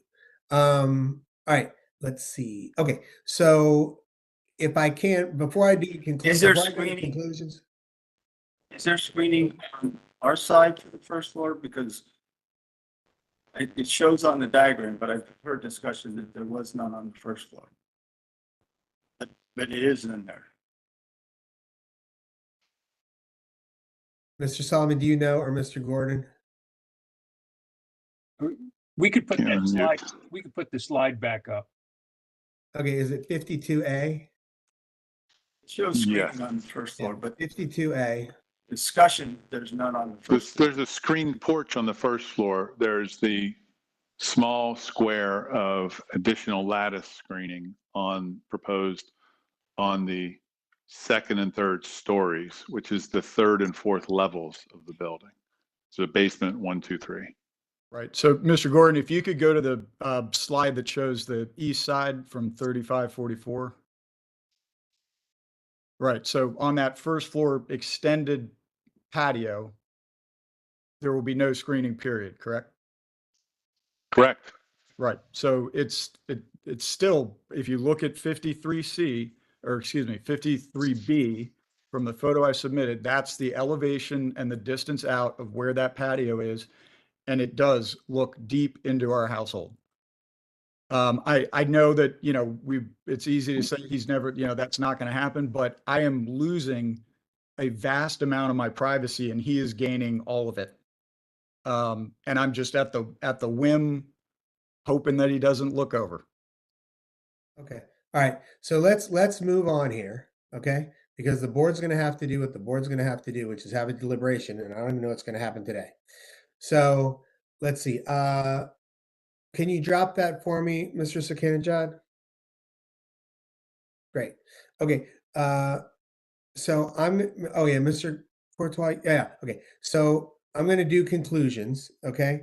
And usually the way this works is the applicant gets the conclusion. Actually, I don't know why I keep saying that. I like to hear from everybody just at the end. So if you could just give us a summary, Mr. Huffman. I mean, we've been here a long time, right? This has been a very long hearing because this is a continued hearing. And so if you want to give us your final thoughts, and then Mr. Courtois, I'll give you a chance for your final thoughts, and then Mr. Sullivan, you'll get your final thoughts. Mr. Huffman, could you go ahead and tell us your summary? Sure. I'll try and keep it short. I appreciate all the time you guys have given us. Throughout this entire process, we have continually provided clear evidence that the special exceptions, especially the depth of the balconies and the overall house, just really have a rough impact on our light, air, and privacy. We've gone out of our way to show evidence of that. So I'll ask that you give strong consideration to a number of things, but mainly the ANC's unanimous decision to oppose this for all the reasons that we've stated, throughout the last few months. Our continued opposition, the applicant's failure to meet any of the burdens of proof. It's just been somewhat continually pivoting from the evidence that we've provided. A good example is that, privacy is enhanced currently, or with the special exceptions when that's not the case. So I just ask each one of the chairmen to not grant the special exceptions, especially for the depth of the house. Okay, thank you, Mr. Huffman. Mr. Courtois? Yes, I did provide, I think Exhibit 58 is just a couple of 3 or 4 slides that are just a bullet. Yeah, I saw that, Mr. Courtois. You're kind of repeating the stuff from the previous case. Understand. And so, in those slides, basically what I'm emphasizing is that zoning regulations full burden of proof on the applicant to demonstrate that, the requests for their special exceptions do not adversely impact us. And through the course of all of this, the evidence clearly shows that there are negative impacts on the neighborhood. And we believe the opposition has effectively demonstrated that the applicant has failed to meet its burden to show that there is no impact. In that slide, and we talked about it many times, there's issues, negative impact in our life, there's negative impacts in the invasion of privacy, even in the, you know, the apartment, you know, it substantially intrudes with the scale, pattern of the homes in the alley. You know, there's 60 homes in that alley that this is the only one with the exception of the one that was grandfathered because it's been there for 40 and 50 years. So, essentially, in conclusion, one, the ANC has voted unanimously to disapprove. You know, we want to underscore the importance to the board of protecting the community interests and adhering to the zoning rules. And you know, we feel we've presented substantial evidence against these special exceptions, and we respectfully request that you deny these exceptions. Thank you. Thank you, Mr. Courtois. I'm sorry, Mr. Blake, you have your hand up. I apologize. I did. I mean, you mentioned the ANC, and we do have a statement from the ANC, which is not in support of the project. But unfortunately, I didn't see anything that talked a little bit about the rationale behind that, nor the issues or concerns that were raised at the ANC meeting. Having both both parties in opposition, and Mr. Sullivan here, perhaps you guys could just give us your understanding of what took place at that meeting, kind of where the ANC landed and how. Okay, before we do that, let me at least go in steps. Did you all go to the ANC meeting? And if so, raise your hand. Okay, great. Mr. Huffman, can you tell us what happened at the ANC meeting? It was long, but it's in general, I gave them the same presentation that I've been kind of giving to you guys, or telling and trying to communicate. Highlighted privacy issues, you know, you name it, all the aspects that I've hit on here. And especially at that point with the ANC being operating in the role that they do, that again, the language around communicating with your neighbor and being in touch and working towards a solution, none of that has happened. Absolutely none. Very brief communication. And as we discussed on the October. Mr. Huffman, hold on a second. I don't want to go back to, you know, when I'm trying to understand, and Mr. Blake, what Mr. Blake is trying to understand, and Mr. Sullivan will be able to also articulate this in some way. The letter from the ANC doesn't really specify what necessarily was their issues with it. Do you recall from the meeting what necessarily was their issues with it? They didn't particularly give a reason. I presented, and you know, they voted. Okay, Mr. Courtois, do you remember if there were specific? Yeah, I'm going to you next. If there were specific things that you remember that they had issues with. The issues focused on our discussions of the impact of air and light. We especially talked about privacy quite a bit.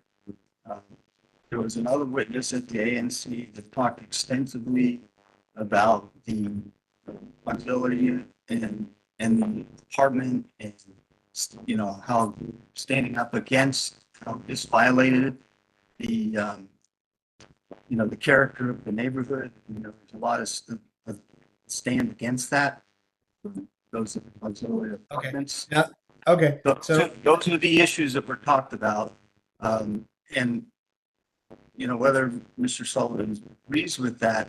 Those were the issues, and they did not give us a very specific, other than the unanimous decision against it. But those were the discussions: privacy, air and light, and the auxiliary, the nature of the auxiliary. Okay. And now I've just realized the problem with this one is a little bit like, you know, who heard what and how people heard things. I'd have to get something from the ANC. But nonetheless, Mr. Sullivan, do you remember what their issues were? My recollection is they didn't say, they just voted. And this was when Ms. Cullen was still a party opponent as well. Okay. Okay. Okay. Mr. Blake, does that someone answer? It's not true. I believe she had pulled out. Give me a second. Give me a second. Give me a second. Give me a second. What I've got from both of y'all's testimony is there wasn't a whole lot of specificity. Mr. Courtois is saying that, they were talking about light and air, and Mr. Huffman, you're saying they kind of just took a vote, right? And so, but I hear that they took all the testimony. I don't know if they did a lot of deliberation before they took the vote. And now Mr. Sullivan has his hand up. Go ahead, Mr. Sullivan. Just to preempt Mr. Huffman, I think I was incorrect about that. I think we secured agreement with the neighboring property owner that day before the ANC meeting. So I was inaccurate in that. That's okay. Mr. Blake, did you get any clarification? Yes, I did. Thank you very much. Okay. All right. Mr. Sullivan, would you like to give us a conclusion? Sure. Thank you, Mr. Chairman and board members. In closing, I would just like to reiterate the evidence submitted showed, the shadow study showed a minimal impact on light and air, certainly not undue. Regarding privacy, for the reasons submitted, privacy is not, I didn't say it was drastically improved, it's somewhat improved, and there's no windows on the addition, on the sides, looking at the properties. There are decks, and this is a small house and a small property. At the end of the day, building area here, like not counting even the deck or the accessory building or the screen porch, is something like 35% lot occupancy. It's a narrow lot. It's hard to get a full single family sized house out of this. And that's what the applicant's intending. It's his house. It's going to be his family home. So he was trading, in a sense, screen porch and some deck for building. That's why we were able to come to agreement with the property owner, Mr. Huffman's landlord, not to speak negatively of his tenancy, but this probably doesn't get a building permit for another 18 months yet. And we were working with the property owner who has a superior interest, and she has control over that. And we've come to an agreement with our construction management agreement and other specifics that she was concerned about, including whatever her concerns were for property value as it relates to privacy. And as a character, scale, and pattern, you've seen the massive accessory building, the retaining wall on Mr. Courtois' property, and the large addition a couple doors down. This fits in line with it, and we're not asking for relief for the accessory building at all. So that's it in closing. That's all I have. Thank you. Okay, thanks, Mr. Sullivan. All right, does my board have any final comments before I close the hearing? Okay, all right, thank you all very much. I know it's a very long process, and I'm sorry that it's that way. So I'm going to close the hearing in the record, and I hope you all have a nice afternoon. Thank you. Okay, so I hate to throw this at you again, Chairman Hood, but if it's okay with you, I need a minute to kind of like get my head around stuff. And so can I bring you back again next week and we'll do all three cases? Sure. I'll be here anyway, so I probably need to rest and try to figure this one out myself as well. So. Okay, great. All right. So we'll do a decision next week on 10/19. Madam Secretary, is that okay? Yes. Okay, great. Let's see. You want to call our last case? Yes, the last case is application number 21352 of Anna Kenosis LLC. This is an application pursuant to Subtitle X, Section 901.2 for a special exception under Subtitle E, Section 204.4 from the rooftop or upper floor element requirements of Subtitle E, Section 204.1 to allow the removal of a rooftop architectural element original to an existing two-story principal row building. It's located in the RF1 zone at 828 12th Street Northeast, square 981, lot 821. Great. If the applicant could hear me, if they could please introduce themselves for the record.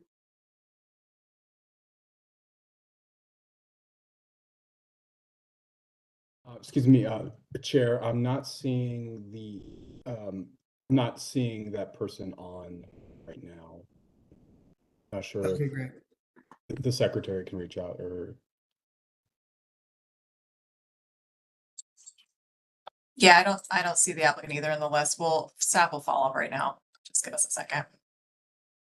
I'm very happy to end right now if you want to. I'm good. We'll give him a minute. So I'll put on mute. Give him a minute.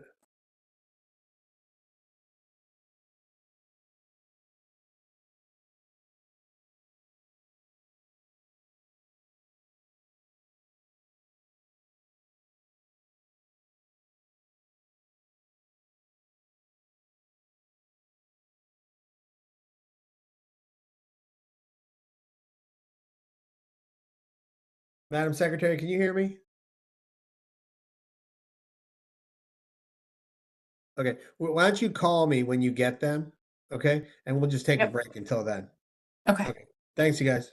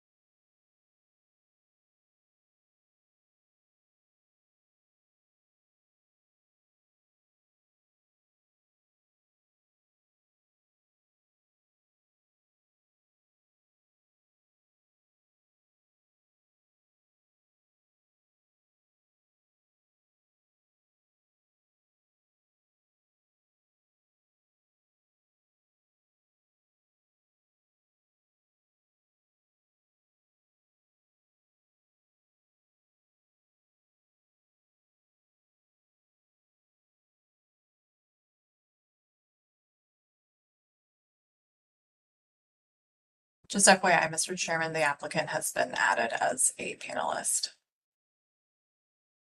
Okay, great, thanks. I'll wait for my board to join me.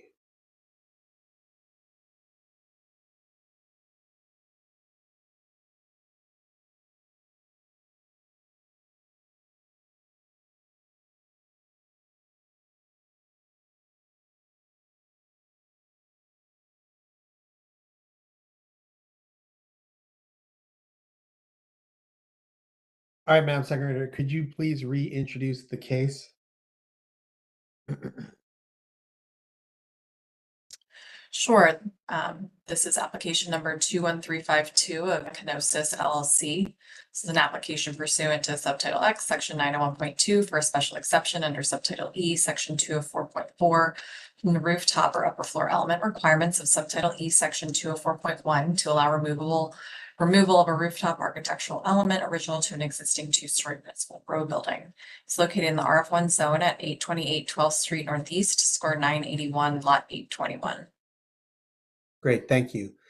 If the applicant could hear me, if they could please introduce themselves for the record.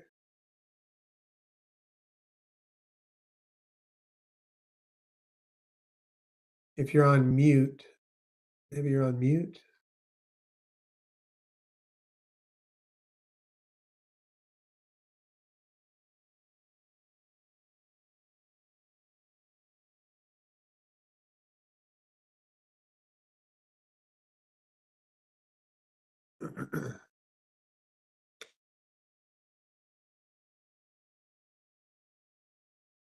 Can you all hear me? Okay.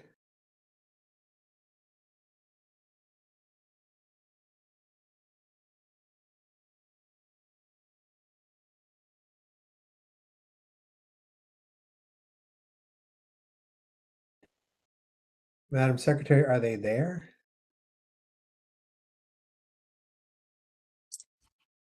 I mean, I think we got them on. I don't know if there's an issue with her sound or audio.